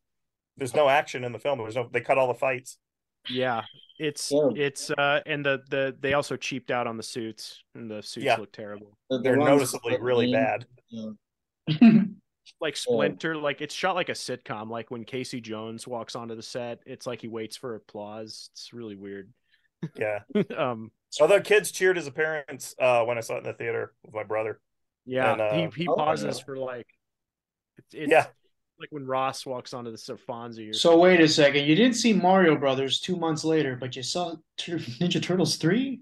Because my brother wanted to see it, and of course it was the Golden Harvest bias because I was following the Hong Kong stuff pretty hardcore. So if Golden Harvest produced something in America, you kind of had to go see it. Yeah. I understand. They didn't produce a fourth one. Yeah, because boy, they gave up on that one. Yeah. And there's some good action in Teenage Mutant Ninja Turtles too. The only reason it's poorly remembered is I hate Vanilla Ice now, even though everybody was listening to that guy. Love it. That's the best part of it. Yeah.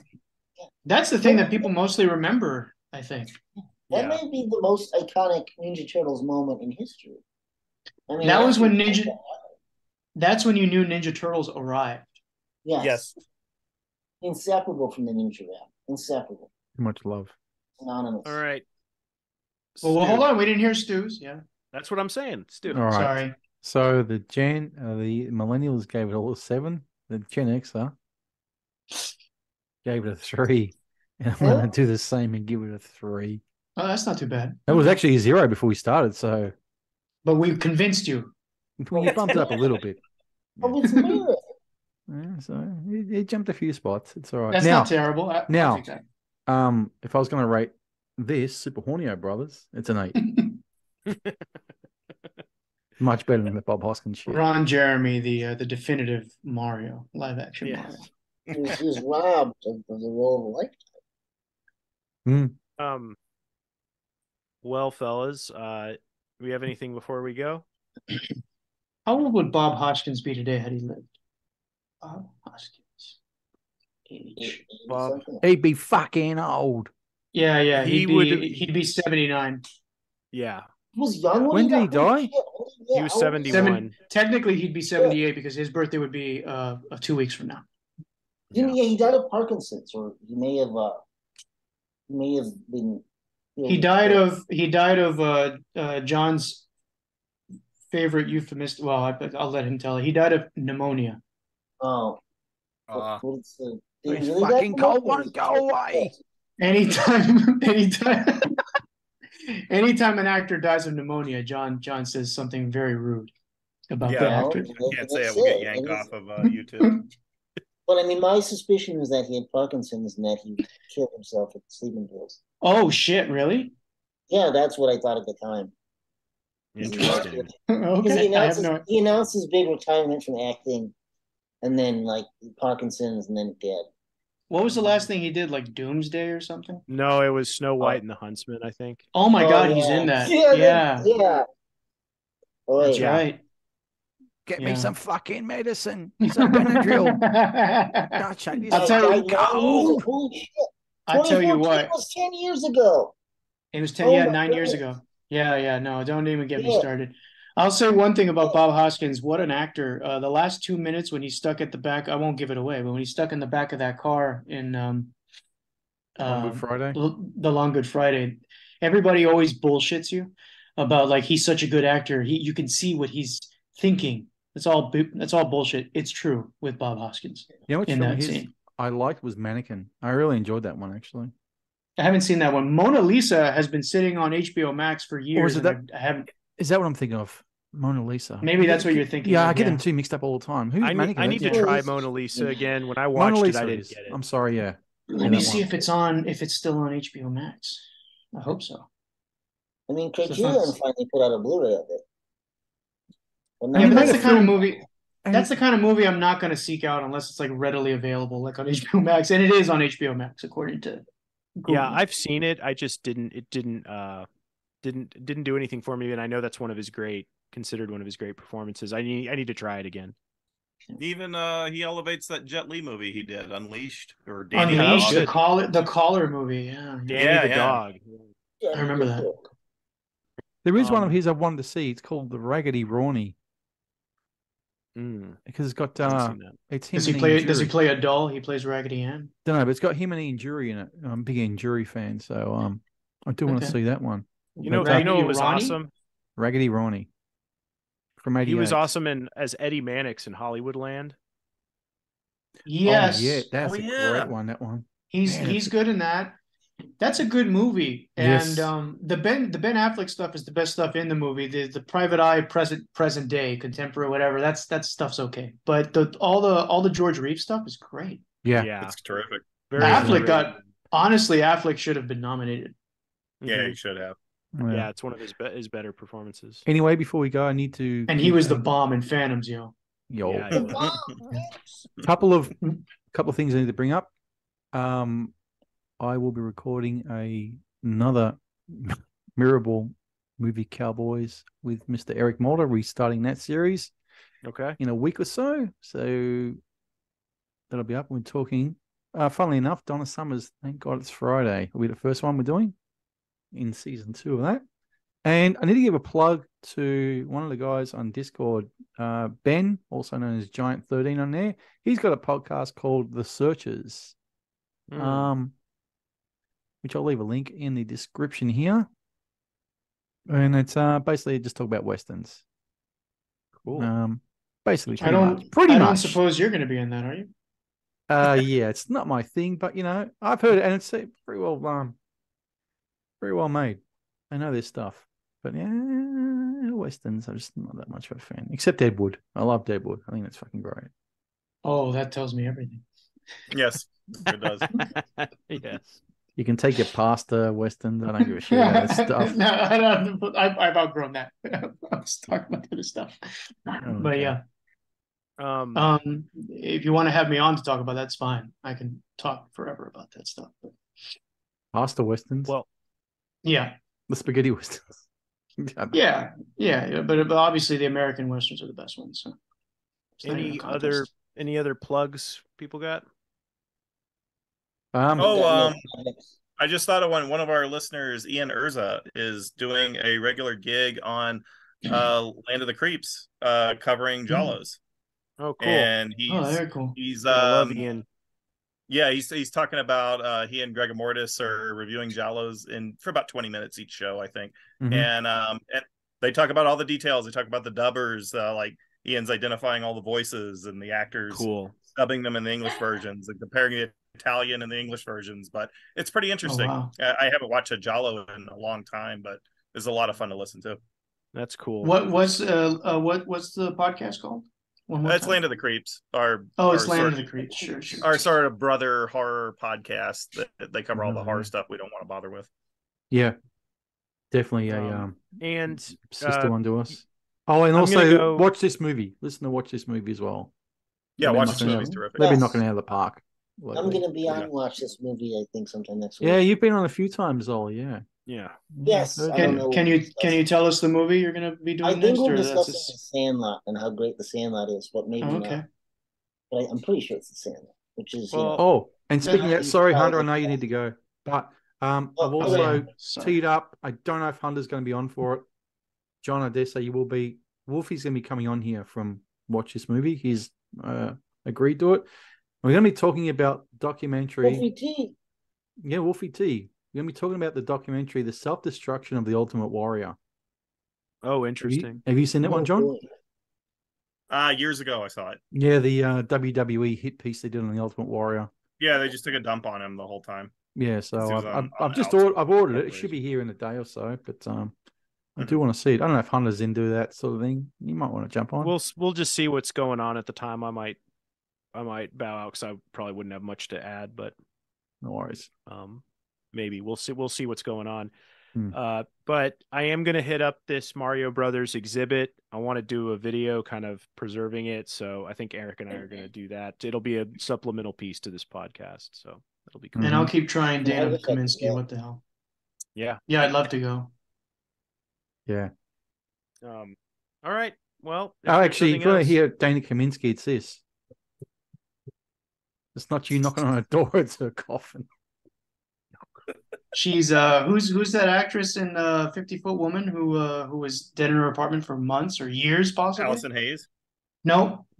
No, because she's not the 50-Foot Woman. It's the floozy in the bar. I heard her name, read her name years ago, and I'm blanking on it. Never heard of this story. Yeah, Attack of the 50-Foot Woman. Obviously, there's the titular woman who's played by Allison Hayes. But the one, Yvette Vickers is her name.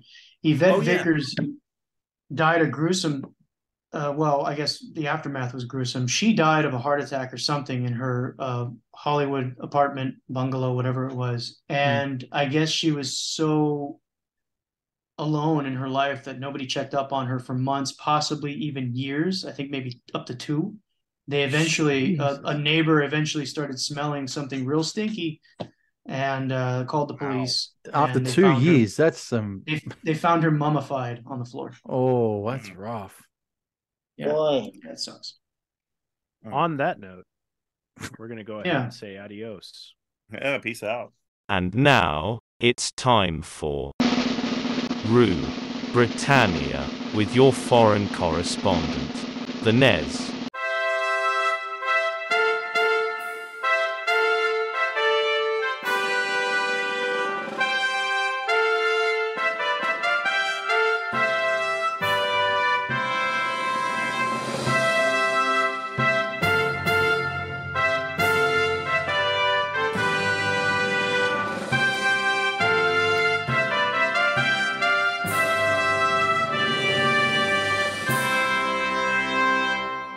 In a move that will surprise nobody other than those who think that Biden doesn't use a Ouija board to contact his neighbours, the Tory government screwed up royally on immigration this week when it transpired that hundreds of Chinese spies have used open-door immigration policy to enter the UK from the Low Countries.